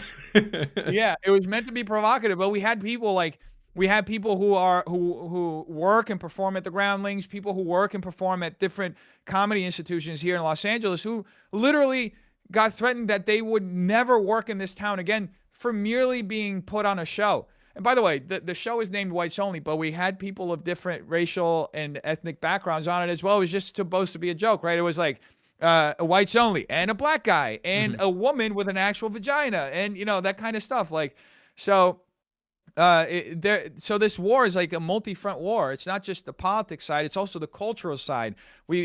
Ideally, I'd love it if we went back to a time where Hollywood had, you know, those sort of like John Hughes movies, the stuff that I grew up watching, you know, Home Alone. Like, you don't see Hollywood make that content anymore. And there's a reason why. They've sold themselves to become Marxist propagandists, you know, and you have the Netflix buying out Time Warner. Netflix is just propaganda. Yeah. You know, so we have to, you know, we're in the heart of it. We're in the belly of the beast. And this is part of the mission. It's to push back politically and push back culturally so we can take it back. Absolutely. Well, hey, perfect. Appreciate the answer there. And thank you as well, Mr. Mega Ed Productions, for the super chat. The question, Aerodynamic 11, he says, as if I needed another reason to mog on Elizabeth B. Def is our guy. Got to meet him when he hosted Sam Tripoli. Keep up the great work, Kai. The IRVM. I don't know, the Irvum. I don't know if that's some kind of inside joke that you or I are supposed to get, but who's Elizabeth B, by the way? That's Elizabeth Barkelhana, the LA GOP. There we go. Jewish liaison. But that's crazy. That show with Sam Tripoli was a while ago. Hey, thanks for coming. That was a great show. That was one of the shows that we did here. In fact, Sam at the time mentioned that so post-pandemic, a lot of comedy venues in LA closed, which meant that a lot of these like edgier shows where you could just go up and say anything ended up, unfortunately not having a home anymore. And Sam said that he's obviously has a weekly show at the Comedy Store, so he's fine, but he did a more edgy show at a smaller venue. And he mentioned that, that venue closed, so he was unfortunately not able to do that show anymore. I'd love to have him do it over here. I'm going to reach out, see what he's been up to, but yeah, I love Sam. Sam's great. Sweet. Awesome. Well, hey, that's cool. You got a guy that saw it in real life, in IRL. And let's see, we've got hold on. Let's jump over here. We had another super chat by Cradley, who says, you will be only one voice in Congress. You are optimistic but unlikely to achieve goals. If you don't get rid of activist judges and liberal AGs, nothing will change. No repercussions, no change in crime. I don't know if you want to say anything to that. No, I think they definitely have a point. This is more of a systemic issue. It's a larger issue that one person, supposedly can't affect. But this is the thing with Congress, I think, and like I mentioned, the race itself, I can help a whole other host of people get elected. It's about building an infrastructure as well. It's about bringing more people who are on the sidelines, activating them. I've been going to churches every weekend. This past weekend, I went to an Armenian church, and a lot of the times people, it sounds kind of crazy to say this, but they thank me for coming out, and you'd be surprised, right? A lot of churches don't want to mix politics and faith, but these churches have felt sidelined for the last decade and a half. And people forget, California looks super blue on the map, but California in 2008 passed Proposition 8, which was a ban on gay marriage. Yeah. Before gay marriage became the law of the land. LDS Church in the trenches there fighting that battle. Yep. And that demographic is still largely in California. What happened is they got disillusioned. They gave up. They saw that there weren't the Republicans that were fighting for them were no longer there. They didn't stand for those principles. So this is yes, it's about winning a seat in Congress and affecting change there, but it's also about influencing California so we can take the state back, right? It's a multi-pronged war, like I was mentioning. And look, when I'm in Congress, it's and this is something I've discussed with some of my advisors. There are a few different things that I can do that I can just by doing them. I'd be doing something that would be radically different than anything that's ever been done in Congress. But have you ever thought about a congressman doing a 24-hour live stream, just walking around with a camera 24/7? Dude, that would go hard. That's genuinely a good idea. Like interviewing people like as a congressman, that would go hard as a congressional candidate. I'd be in favor of that. I think admittedly a lot of like this, like you have this girl. What is her last name? It's like this unpronounceable last name. She's within kind of the Zoran sphere. I forget where she's running. Her first name's Kat. And it's like some of the streamer politicians, they get on my nerves. But a 24-hour stream, or at least like an IRL, like talking to actual voters stream, would go hard. And it would subject you to a lot of fire and a lot of criticism. But I think that would actually go pretty hard. Yeah, well, the idea is to bring an unprecedented level of transparency to what Congress is like, right? Most of the stuff in Congress happens behind closed doors. We only see really a fraction of what is leading the decisions that are made in Congress and on Capitol Hill, to unfold. So why not? Why not just reveal that to the public? Yeah. Why not? There's a guy, actually part of the inspiration for this idea is, I think his name's Phineas. He's in the European Parliament. in the European Union, and he does something similar. He will literally live stream himself during votes, Yes. and he will expose the entire system. And you know, we talk about draining the swamp. What better way than knowing who all the swamp creatures are? Yeah. Than how the system is operating. No, I agree. I think there's like a big part of it is just you need the transparency to the process, because there's plenty of people who don't know. Like right now, we've got the Utah legislative session right now, and you've got a bunch of these bills that are passing, and there's a ton that are really like interesting and relevant. There's one right now that's about kratom. It's about like the OH7 extracts, which is literally just like opiates. It's like these legal opiates that you can get at smoke shops. You can get them all over. Highly addictive. Yeah, highly addictive, like crazy addictive. Yeah. And this is something that was, mentioned to me by a buddy of mine, but I had no idea that this was actually a bill being voted on right now. And so I think what you need ease of access for the political process. So I'm definitely in favor of that. I think that's great. And let's see, let's move on with the super chats. Love that idea. And maybe I'll go sit into the legislative session and cover it myself. I'll put on the meta glasses. Maybe that's content for me. But let's see. Cradley also, he earlier sent another super chat. Thank you, Cradley. He says, to get any movement in Cali politics as a GOP is going to require some major changes. What do you think are the biggest levers people need to be aware of to move the needle? In county politics? Or just in state, yeah. Whatever level you feel to take it to. Mm-hmm. I would say know who your representatives are. Most people don't know who their assembly district representatives are. They don't know who their state senators are.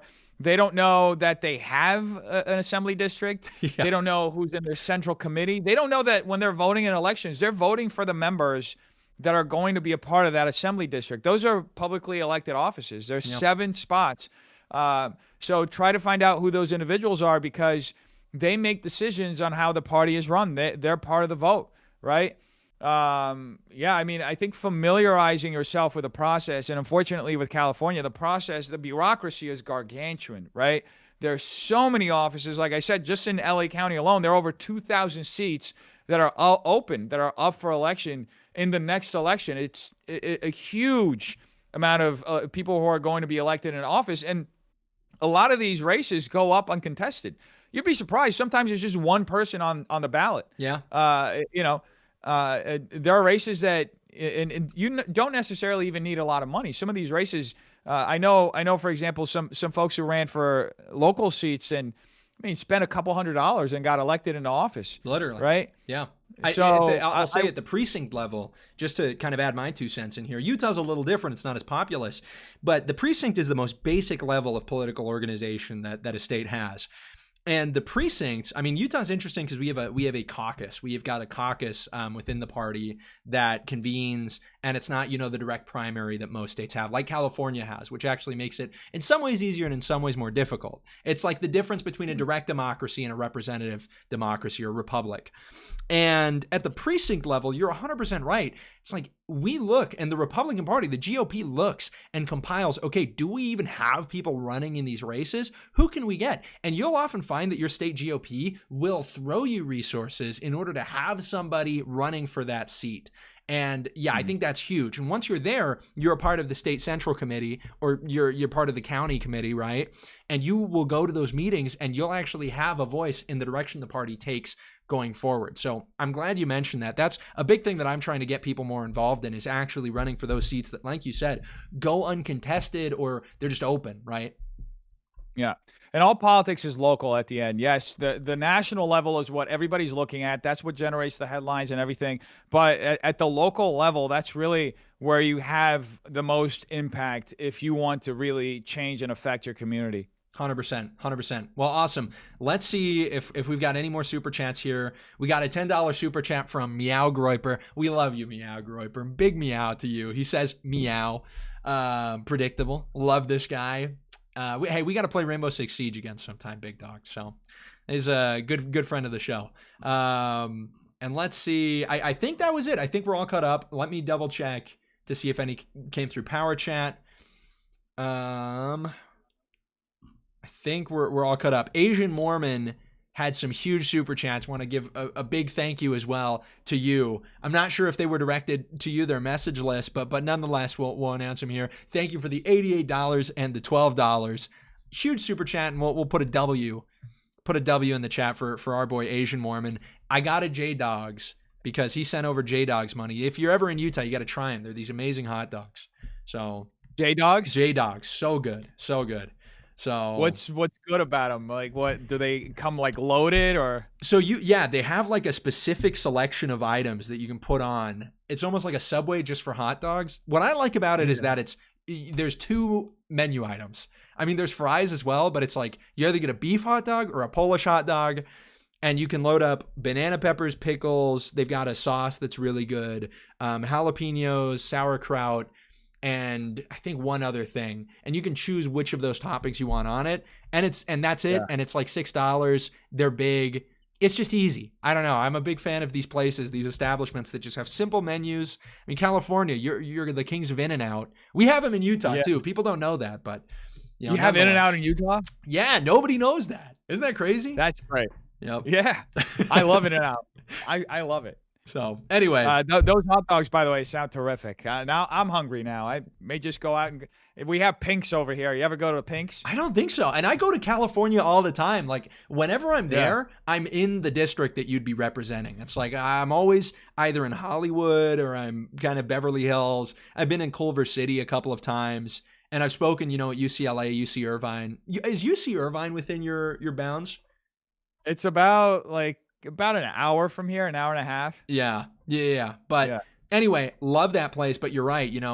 You spend time walking around the streets and you realize there's a lot that needs to change. So I go to Santa Clarita a lot, and I joke around because Santa Clarita feels like America. So I tell them I'm happy to be visiting you over from Africa because LA often feels like Africa. That's so funny, dude. I just looked at Pink's. This place looks amazing. Yeah. Sorry to. I'm hungry now too. I looked it up. Couldn't help myself. These hot dogs look great. They're great. Yeah. Real. That's what's up. Loaded hot dogs. Seriously, that's such a goated thing, man. Hot dogs are such a staple American food. Love it. 100%. Anyway, well, hey, I think we're all cut up there with the super chats and everything. I don't know if there's anything else you'd like to say. Of course, plug your campaign where people can find out more about you. And of course, if people want to support you, where they can do that too. Of course. Well, first off, thank you so much, Kai, for having me on, and thank you so much to the chat, for all you guys for generously sharing your time with me and hearing me talk about some of the issues that we have going on here in California.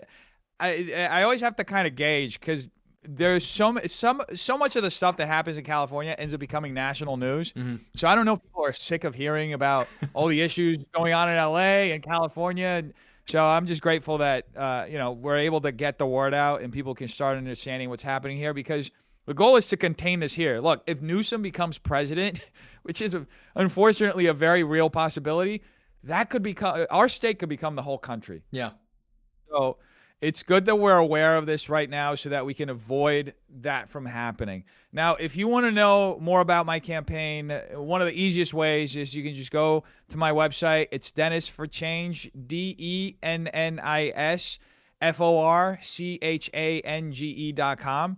And there's information there on how to donate, on how to volunteer if you want to. There's some policy talking points that I have on there. Some of the stuff that I shared about, cost of living, public safety, and homelessness.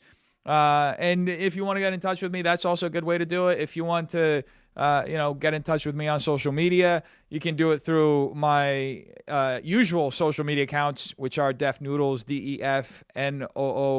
DEFNOODLES, or my congressional campaign accounts, which are also Dennis for Change.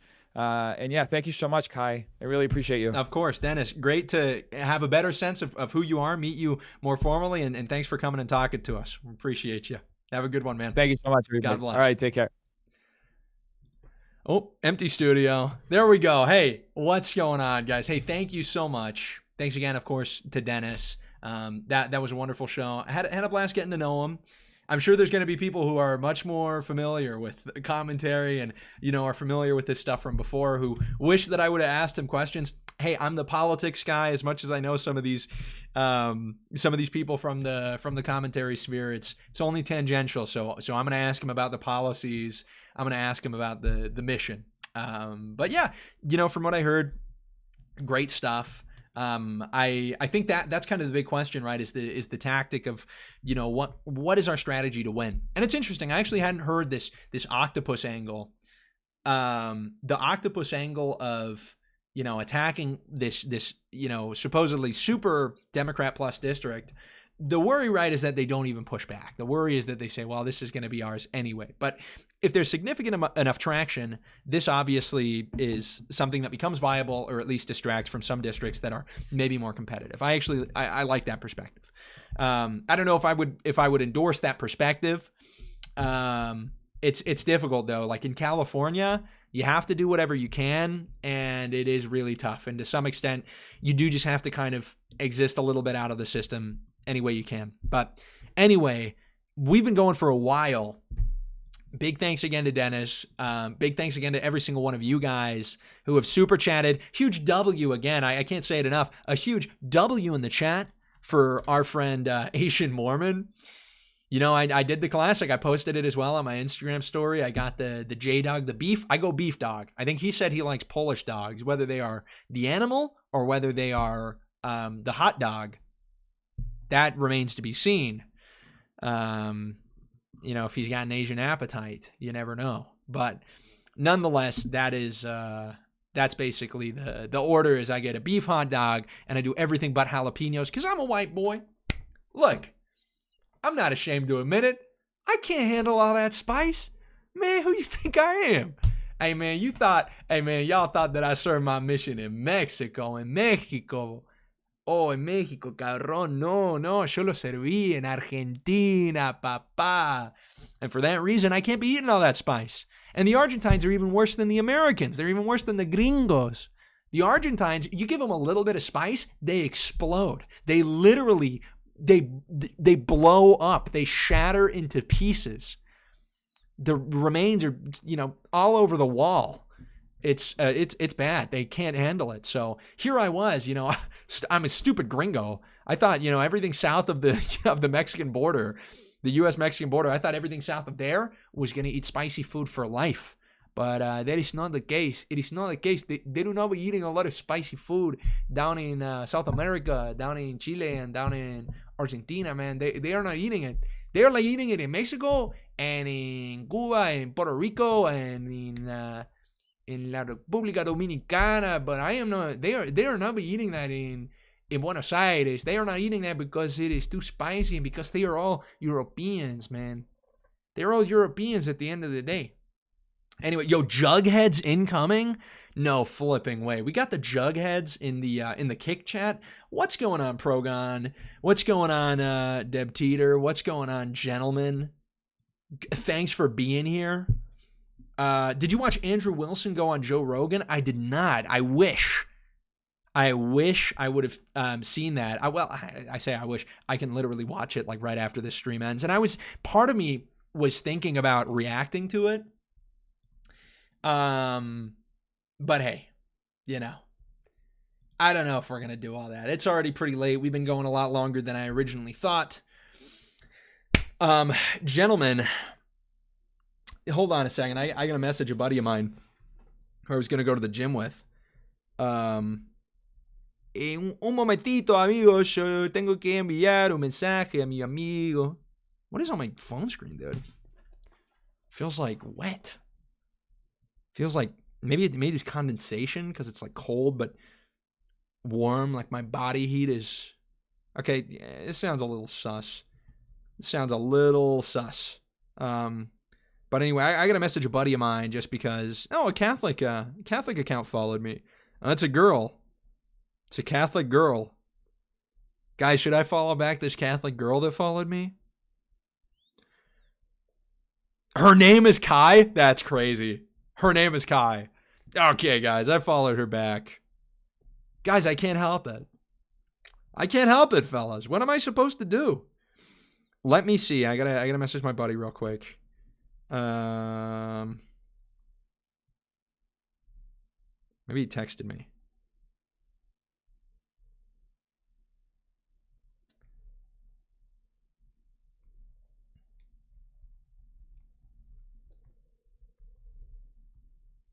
Alrighty, there we go.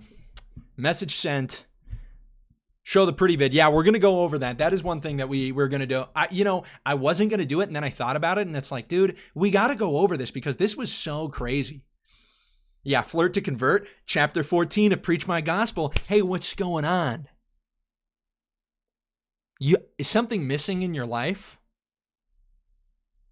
It's called the Restored Gospel, and I'm here to bring it to you. It's not me. Christian says, yo, I was the guy that was with you. Oh, what's up, man? What's going on?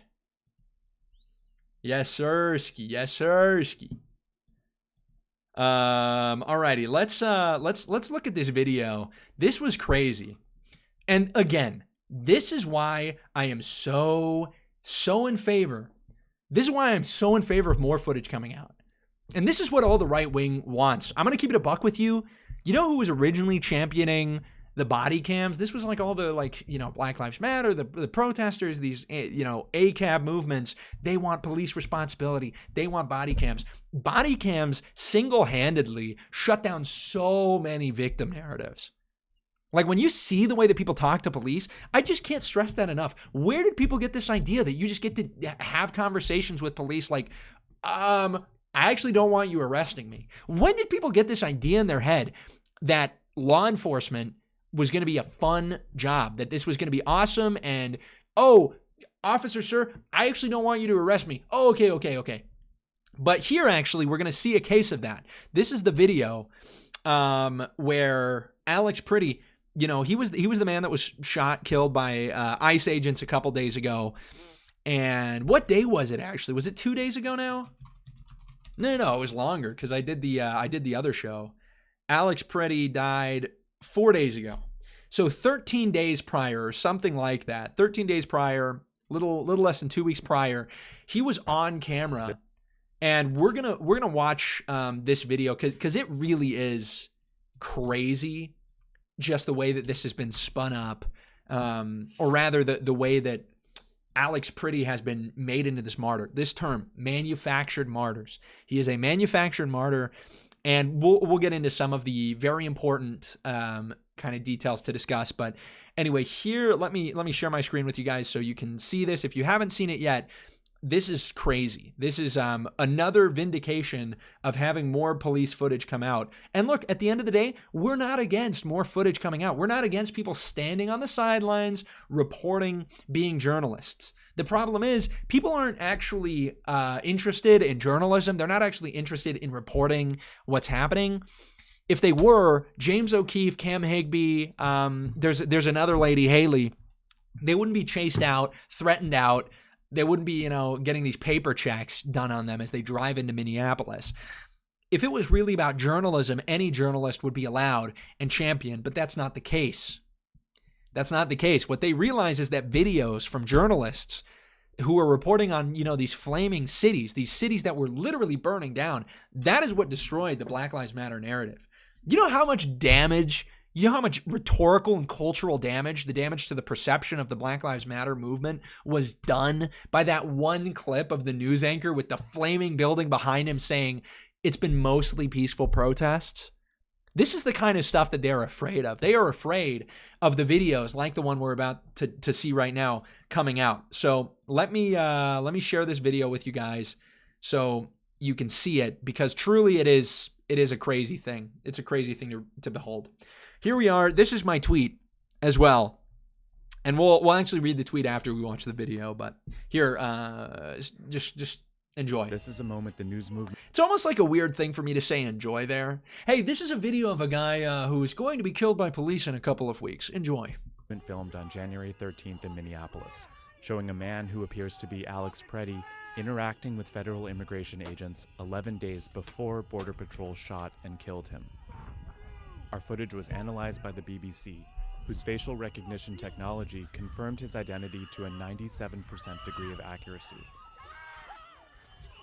On the morning of January 13th, our team received a tip that federal agents were blocking a street at the corner of East 36 and Park Avenue in Minneapolis. We arrived around 10:15 a.m.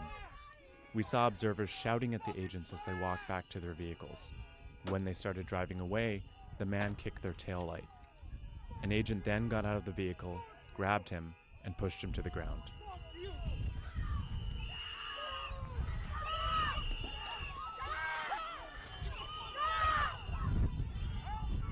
During the altercation, agents fired tear gas and pepper balls into the crowd. They continued to hold the man down before they retreat, and he walks away.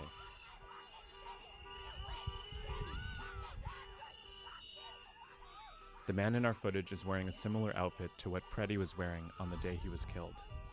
What appears to be a gun is also visible above his waistband.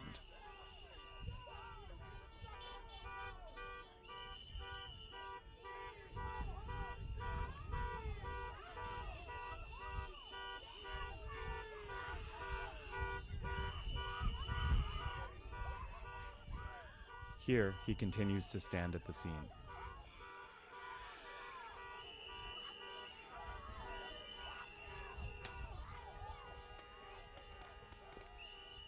On the day he was killed, the Department of Homeland Security claims Preddy, a 37-year-old ICU nurse, approached officers holding a handgun. Bruh. My bad. There we go. That claim has been contradicted by analysis of bystander videos from multiple news investigations. What is happening? Which concluded that Preddy was holding a phone, not a gun. And we'll go back a little bit so you guys don't miss that. Approached officers holding a handgun. That claim has been contradicted by analysis of bystander videos from multiple news investigations, which concluded that Preddy was holding a phone, not a gun, when he was pinned to the street.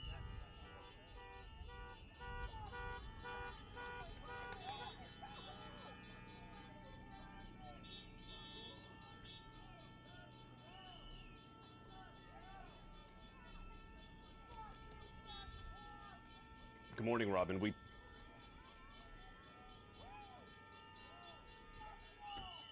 Shortly after the altercation we filmed here on January 13th, federal agents drove away. Soon after that, we left the scene. So, there you go. There's the video. And admittedly, we don't have total confirmation that this is him. But like they said, this is a 97% chance. And if we look, I want to examine our side profiles here, just so, you know, people kind of get a good sense of what the comparison is. Let me do a side by side so that you guys can get a good look at this. This is really crazy stuff. Let me add a screen capture real quick. We'll do a side capture, or a side by side rather, just because it does make it, you know, pretty clear. Here is our side by side. This is what the side by side is. So you look, the jacket, these are opposite shoulders, right? So some people would point out, oh, well, this is not there. These are opposite shoulders. But you look at the hoodie, you look at the jacket, you look at the hat, the style of the hat with this kind of brim that is not so baseball or trucker style. It's flatter. It's more of like a biking or athletic one. The glasses, the beard. If we keep playing the video, right? When they started driving away, the man kicked their tail light. You've got the pants, which are, you know, also, you know, super similar. Let's pull that back up. Hold on. And where did he go? Where'd our buddy go? Grabbed him and pushed him to the ground. We'll pull this up. This is what we're dealing with. You know, very similar situation. During the altercation, agents fired tear gas and pepper balls into the crowd. And the important thing that they mentioned, this for me was like, this is the nail in the coffin where it's like totally him. If you look, where is it? Wearing on the day he was killed. And there you look at like the pattern of his hair. It's exactly the same hair pattern. He was killed. What appears, and it's eerie how similar it is. It is honestly eerie how similar the situations were with the amount of police, the way he's positioned where he's like facing down, kind of struggling, getting up. That right there, though, that is the nail in the coffin. That's the gun that he has tucked above his waistband. What appears to be behind his back. the exact same way that he had it when he was shot. This happens only 11 days before he is shot. Gun is also visible And, in his waistband. you know, again, the male pattern baldness. A handgun. Is this one of the reasons why he was so violent, why he was so mad? It's possible. It's possible that this was rage, because his hairline had receded. It's possible.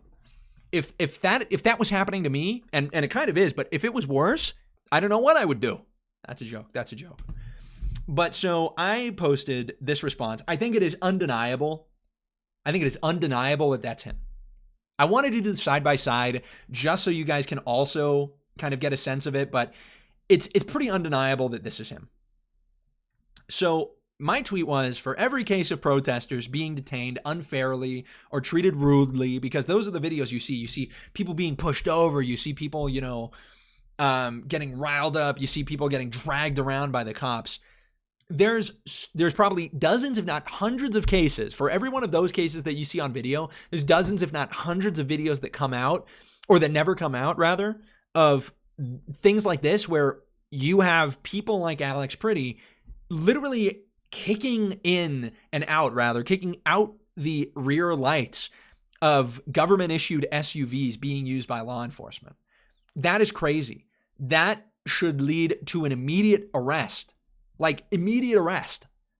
And if he was arrested, if he was kept in jail, right, for not even 2 weeks, or if he was just detained so that he could be put in court, if he had some kind of issue like this, if he was arrested, if he was put in custody, it is very unlikely that he ends up dying at the hands of ICE 2 weeks later. And maybe this is a cynical way of approaching it. Maybe people are going to hear that and they're going to say, well, but that's super cynical that, if he was arrested, he wouldn't be dead. Well, what about all these people? Like, there's so many people that wouldn't be dead if they were arrested, but does that mean we should go around arresting everybody? Yeah, I think you actually should when they go kicking out the lights of law enforcement vehicles. Now, granted, we don't know exactly what happens before this video, but I think it tells you exactly the demeanor that he is bringing. A demeanor that we don't see in the first video, but a demeanor that absolutely describes, or shows rather, in what capacity he is out here protesting. And that's the point. It is an important point to mention, right?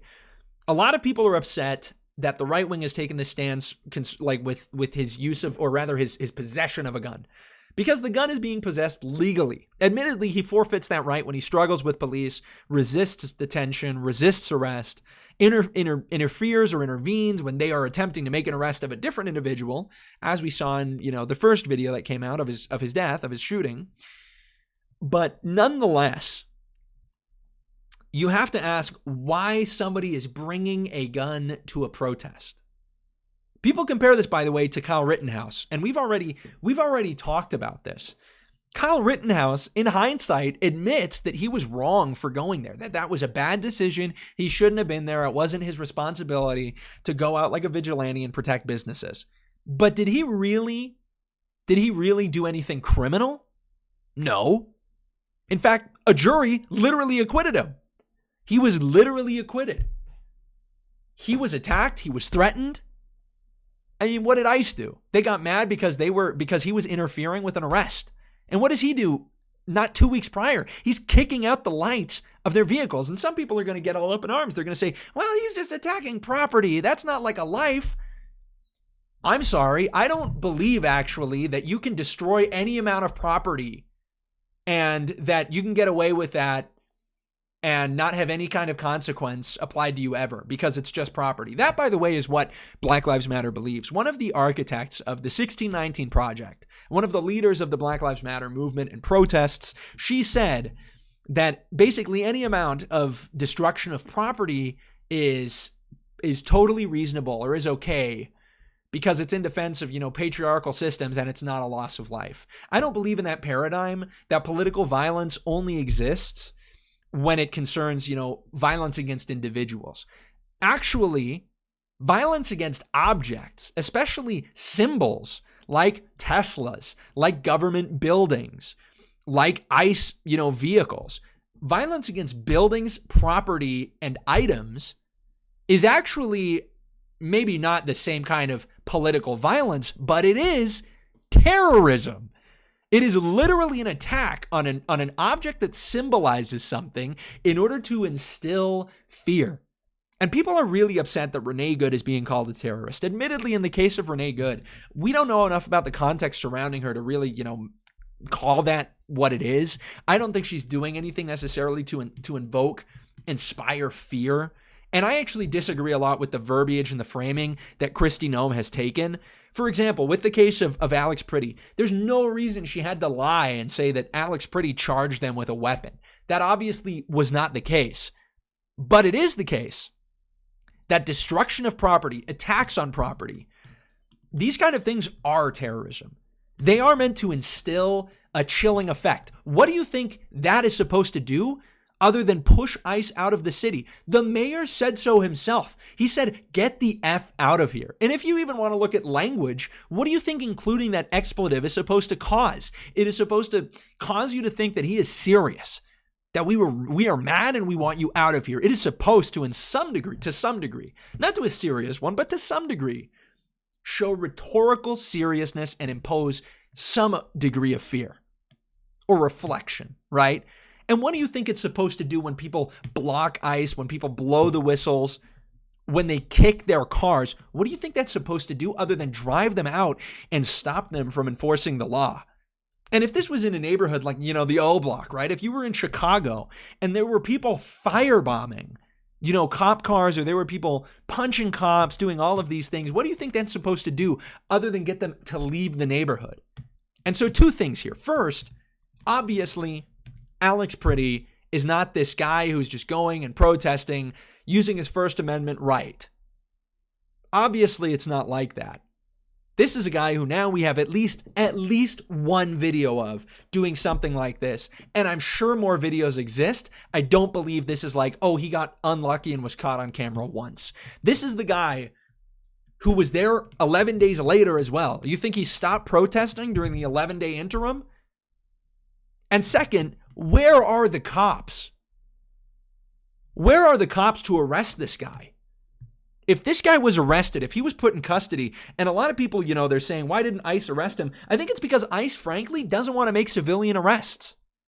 That's not what they're there to do. That is not their job. Do they have authority to detain people? Yes, they do. But is it their job? Is it their duty to make civilian arrests of people who impede, of people who obstruct, of people who even, break federal property in order to intimidate? Is that their job? It's not. So I actually get the idea that they don't want to arrest this guy. And the fact that they don't arrest them shows you, by the way, that they're dealing with schmucks 10 times worse than Alex Priddy. It shows you that there are people who are willing to go to much further lengths where ICE is going to say, yeah, we're arresting you right now. We literally can't let you live on the street. We literally cannot let you keep protesting because it's not this protest where you hold up a sign. You brought a gun because you were expecting an altercation. Alex Priddy brings a gun. Why do you think he has that Second Amendment right? You think he's using it because he's afraid that he's going to get assaulted, robbed, mugged, raped? You think any of that? No. He has a made-up scenario in his head where he's in a position where he gets into a shootout with law enforcement. The only antagonist in his mind, the only reason he's bringing his gun, the only reason he's exercising his Second Amendment is to shoot cops. And I'm not saying, by the way, that I'm not saying it's impossible for there to be a case where the shooting of a police officer is justified. But I don't think it's justified because they are going and enforcing laws that you don't like. And really, that's the reason. What is it? It's to intimidate. It's to say, eventually, I'm going to brandish this firearm if it means you're not going to deport this family of illegal immigrants. That's eventually what it comes to. So while I don't believe that he's there to inflict a mass casualty event against police officers, I don't understand how people arrive at a different conclusion than understand and realize that he is imagining using that weapon against law enforcement. Who else is he going to use it against? You think he's going to use it against a burglar? You think he's going to use it against an individual on the street attempting to assault him? The only people engaging in those kind of violent crimes are the protesters themselves. So anyway, yeah, that's a huge problem. First of all, contextualization of Alex Priddy. Second of all, where are the cops? That is the big issue in Minneapolis. That is the reason the Insurrection Act needed to be used. or would have needed to been used. But here we have Trump already, giving in, saying, if you guys cooperate, and admittedly, look, if he can get that, if he can get Minneapolis police to start arresting people, great. You think they're going to do that, though? No. The National Guard is handing out hot meals to protesters. The National Guard in Minnesota has been mobilized to give out hot meals to people who are impeding federal law enforcement. You think that the Trump admin is going to negotiate some kind of good agreement where the cops are going to protect ICE? No. I do not see a reality where Tim Walz backs down from pushing ICE out of his city, out of his state, rather. Like that's the question here. The real question here, guys, is you have to look at both parties. You have to look at what they want. What does Trump want? Trump wants to enforce the law. Trump wants to impose the Insurrection Act. And what is our argument? It is that the law must be enforced at all costs. We cannot be pushed out. And what is Tim Walz's sole condition? Tim Walz's sole condition is ICE out of our state at all costs. And what does that mean? At all costs. That means no matter what you say, no matter the negotiation that occurs, the one thing at all costs that we must have, no matter what it takes, is ICE completely retreating from our state. It is absolutely zero enforcement of immigration law in the state of Minnesota. That is his number one request. It is at this point, the stated position of the Democratic Party in Minnesota and in the rest of the country, as far as I'm concerned, is that immigration law cannot be enforced. You really think they would let ICE in if they were a little nicer? No. It's not a matter of niceness. It's a matter of policy, and they don't like the policy, and so they will not stand for ICE being in their cities to enforce it. They want to abolish ICE. They want to disband ICE. And what do you think? They're going to come up with a better solution for immigration law? The only solution they come up with is mass amnesty or completely naturalizing all of these people, right? Or just letting it slide forever. Those are their solutions. There is not a reality that exists for Democrats where immigration law, the way it exists now, is being enforced with people being put in removal proceedings through an interior deportation. That doesn't happen. The only thing they would be okay with is an Obama-era style deportation policy, which is you get stopped at the border and sent back. And you want to talk about that, by the way? All these Democrats, they say all the time, well, what felony are these people, what felony have they committed? And it's just this verbal trick. It is this verbal sleight of hand, rhetorical sleight of hand, where they say, well, what felony have they committed? Because they know that illegal entry is a misdemeanor with a penalty of up to $250 and maybe some jail time, probably not. And then you're deported back to your country, right? They know that. They know that we're actually way lenient. So they ask that. They say, well, what's the felony they've committed? Well, let me tell you something. Let me tell you something. It's like the Indian guy. No, let me tell you. Let me tell you something, big guy. 25% at least of interactions at the border of people crossing illegally are re-entries. That means people who have been deported and they have attempted to illegally enter the country again, and that is a felony. That is a felony with jail time. That is a felony with thousands of dollars in fines. And that's literally a quarter of every single person apprehended at the border attempting to enter the United States of America illegally is re-entering after already being deported. And you have within that data set a statistically, difficult number, or rather it's statistically difficult or logistically difficult to arrive at a good statistic. It is logistically difficult because if a fourth of the ones we've apprehended are re-entries, how many are we not apprehending that are also re-entries? Is it also a fourth or is it more? These are people who have been apprehended once.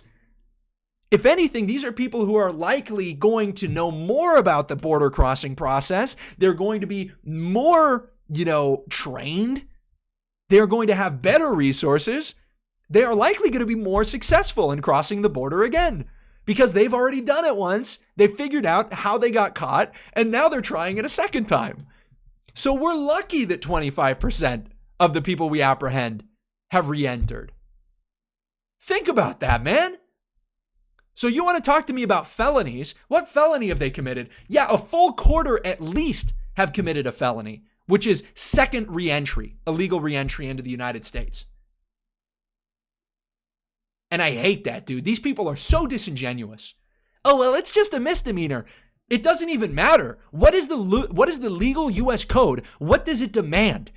Even if it is a misdemeanor, the penalty, the consequence for illegal entry into the country is being put in deportation and removal proceedings. That is the penalty.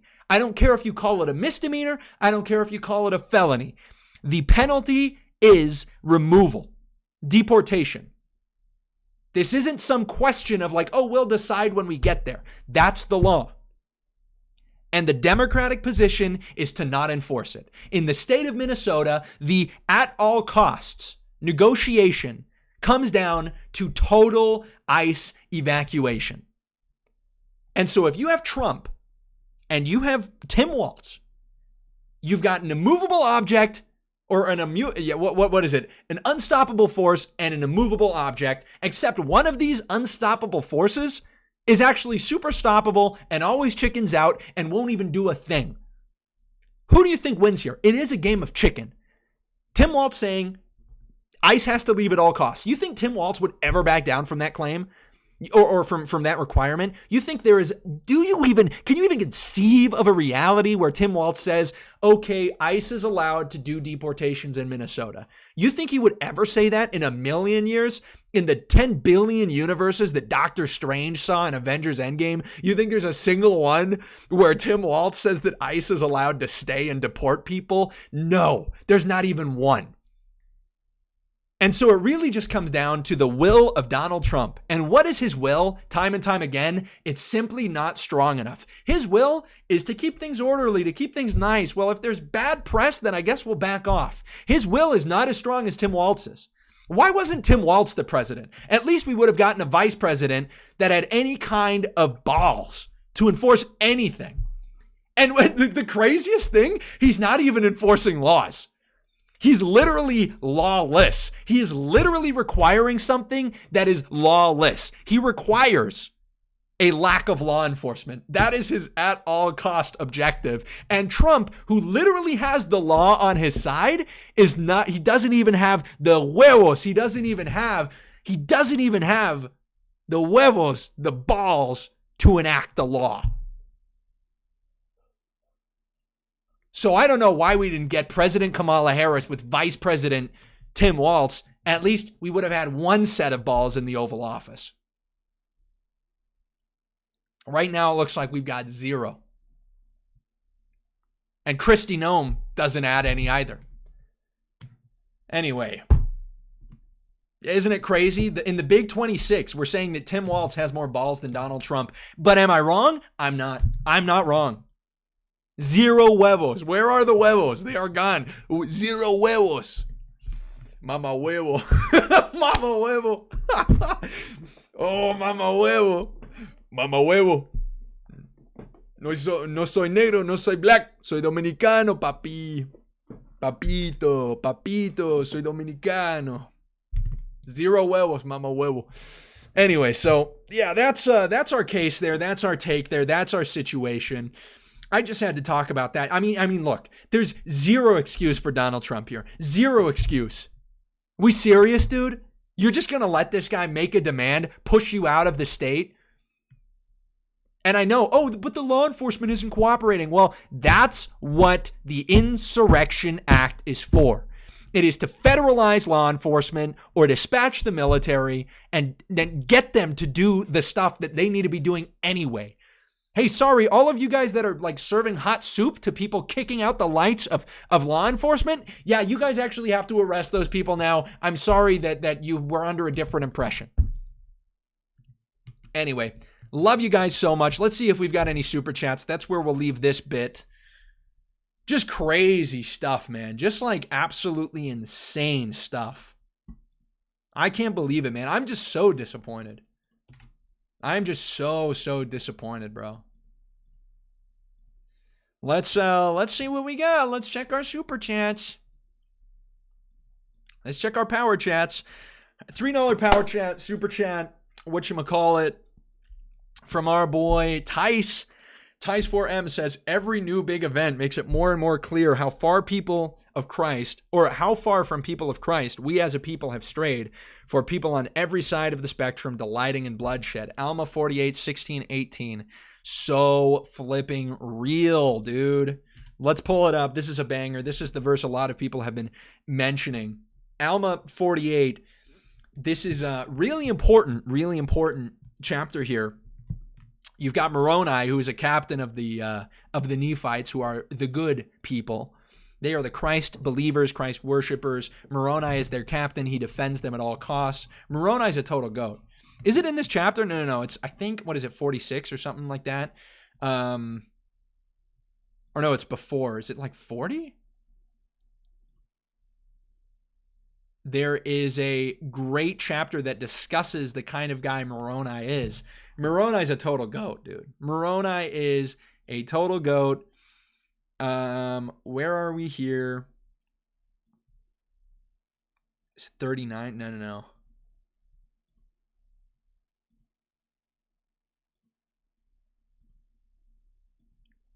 I always forget where this chapter is. Anyway, we'll go to that specific verse in Alma. Is it Alma 48, right? Yeah. So Moroni is preparing the army to defend Christians from the Lamanites, and they're being stirred up by this guy Amalickiah, who is a Nephite defector. He wanted to, usurp the throne, usurp the government, take control, establish this monarchy. He's super evil. So he loses, gets kicked out, goes to the Lamanites, the rival nation, and says, hey, let's take the Nephites out. And so anyway, these are some good verses from that chapter. It says, and also that God would make it known unto them whither they should go to defend themselves against their enemies. And by so doing, the Lord would deliver them. And this was the faith of Moroni, and his heart did glory in it. Not in the shedding of blood, but in doing good, in preserving his people, yea, in keeping the commandments of God, yea, and in resisting iniquity. Yea, verily, verily, verily, verily, verily, I say unto you, if all men, this is it, yeah, if all men had been, and were, and ever would be, like unto Moroni, behold, the very powers of hell would have been shaken forever. Yea, the devil would never have power over the hearts of the children of men. Behold, he was a man like unto Ammon, who was a missionary, the son of Mosiah, yea, and even the other sons of Mosiah, yea, and also Alma and his sons, for they were all men of God. So this is huge. This is Moroni. This is the military leader of the Book of Mormon, besides Mormon himself. And this is not Moroni, Mormon's son. There's two Moronis in the Book of Mormon. But it's interesting. Mormon, okay, this is esoteric LDS stuff for my Latter-day Saint viewers. Hugh Nibley, I think, talks about this. This is so based. I had never realized this, but it makes so much sense. So Mormon is the guy that takes all of the records that are in the Book of Mormon, and he compiles them and abridges them. Some of the book is left unabridged. These are the first chapters of Nephi, first and second Nephi, right? But then you have the other plates that Mormon abridges himself. So he's taking stuff, he's making it fit, he's adding, personal commentary, he's adding, scriptural references, he's doing all of this stuff. And this is what he says, who is writing this verse? Who is talking about Moroni in this like third person? He is. Mormon is talking about Moroni this way. So Mormon says, he writes this in his abridgment. He says, yea, verily, verily, I say unto you, if all men had been and were and ever would be like unto Moroni, behold, the very powers of hell would have been shaken forever. Yea, the devil would never have power over the hearts of the children of men. And that's high praise. I mean, this is maybe the craziest compliment anybody's been given in Scripture. And if you look then at the genealogy, you look at Mormon's son. So Mormon, the guy that wrote that, the guy that abridged this book, what does he name his son? He names his son Moroni. And if you're reading the Book of Mormon, you've seen names repeated a couple of times. You're like there's several Nephis. But when you think about it, if you're deciding what to name your kid, you're probably going to choose a name that's pretty powerful. You're going to choose a name that represents something good or of a person who is really successful. And if you're Mormon and you have this high of an opinion of Moroni, this captain that lived centuries before you, it's going to make a lot of sense to name your son Moroni. So this is just some like intra-text corroboration that I think is really cool.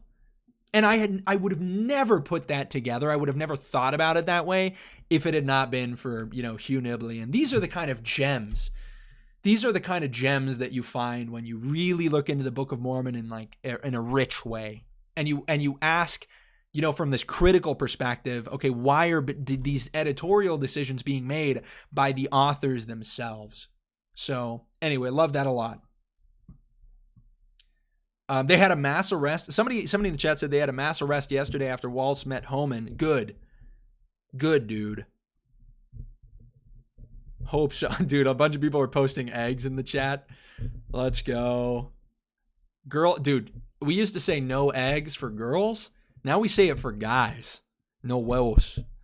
Anyway, Tice4M, thank you. Another super chat. He says, do you have any info on signing the petition to repeal Prop 4 in southern Utah? Haven't been able to find anything when I'm looking. Just a bunch of sites saying how to unsign it. Yeah, dude, typical. Look up, go to the Utah State GOP, like UTGOP, and then it should have like a link to like find people to sign it.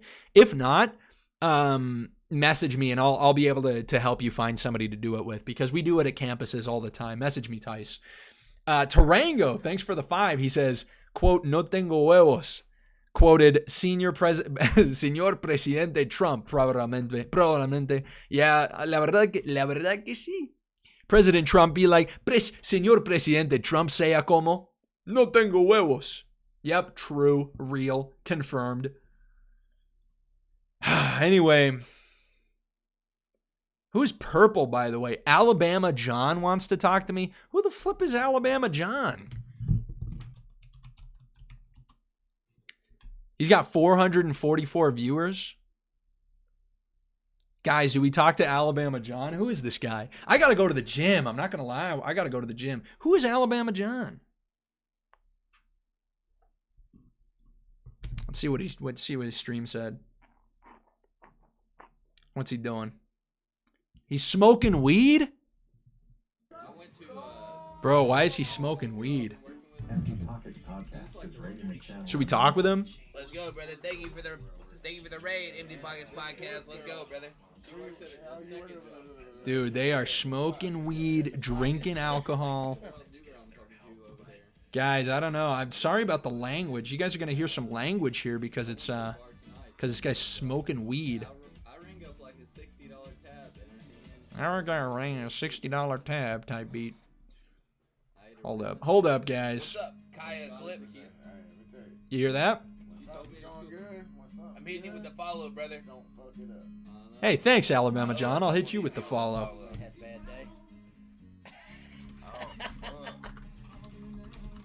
Purple said you wanted to chat. I follow Frank. That's my fault. I don't know if I should have followed this guy. The weed smoking, it's just a no-go. That's just like a total no-go. It was Purple, right? Purple said, I swear this Purple guy was like... You want to chat? He just says that because we're trying to build a community. I gave you the follow, brother. I don't know if I should have followed this guy. Whoa! You definitely should have followed me, bro. That's just like a total...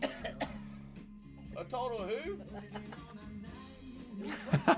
Dude, holy meta stream. Holy meta stream. What's up? Dude, this is like Inception, Streamception. Look, I got a suit too if I need to go put my suit on, brother. No worries. I got a fucking suit. If Hey. I can go get a suit and tie right now to match my boy's energy, I'll fucking do it. No worries, no worries. This fella. Oh, he knows Lols? Tell Lols thanks for Power Chat working. Power Chat's goated. Thanks, Lols. I didn't know you were Lols' roommate. No way. That's my bad. That's my bad. I'm Lol's roommate, brother. I had no clue. That's my apologies. Sometimes I do it for ad reads. Is Brokey fan says would love to see kaiclips light up a fat blunt from a Rick and Morty bong. Well, how am I gonna light a blunt from a bong? He just solid fucking blank face. Dude, he paused it when I did the face. That's hilarious. Hey, kaiclips is a cool dude. Is Lols there? I gave him the follow. Let's go. Well, how am I gonna light a blunt from a bomb? You can figure it out. It's not that hard. Dude. Dude, he paused it when I did the face. That's hilarious. Okay, this is too meta. This is too meta. I gotta quit this. I gotta quit this. That's too meta. Hey, love you though, big guy. I just met you, but hey, stay off drugs. Stay off drugs and alcohol, please. I love you. I don't want to see you doing this. I know I just met you. I don't want to see you doing this harm to yourself, friend. Sober up, please. I love you. Please. I just met you, but I love you as a brother in Christ. Praying for you, man. Drink mate. This is so much better. Look, it's even Out of Touch branded. Out of Touch with kaiclips, mate, yerba mate, natural stimulant. Just have this. Just have some of this. Just have some of this. Just have some of this. Come on, knucklehead. Hey, I love you, though. And say hi to Lulz. I'm still using Super Chat. That was legendary. It still works. If I have any questions, I actually might have some questions. I'll have to message Lulz again sometime soon. Because sometimes it don't work. But anyway, hey, I think we're all caught up with our Super Chats. Let's see if we've got any other ones. I haven't talked to Lulz in years. See if we've got any on Rumble. I don't think we had any Super Chats on Rumble today. So, and let me check Kick. Let me just make sure that there's none on Kick that I've missed. Or Power Chat. Oh, that's me. Oh, who's that ugly guy talking? Cut that out. All right, nothing on Kick. And I think we're going to be streaming on Kick more regularly. We may even go off of Rumble and start just going to Kick. I had a buddy telling me about that. He said that might be the strat. So, might just have to, gentlemen. Anyway, hey, thank you guys so much. Quaaludes Dude collab. Yeah, we got it, dude. We got to do a Quaaludes Dude collab. Taking Quaaludes with Quaaludes Dude. That would go hard. Anyway, guys, hey, thank you so much for being here. We really appreciate you. We appreciate you guys, all the kind words, hanging out in the chat. Thank you guys for being here for the Defnoodles interview. Thank you very much for super chatting. And I'd like to give a shout out to Asian Mormon, Tice, Aerodynamic, Mega Ed Productions, House of Israel 77.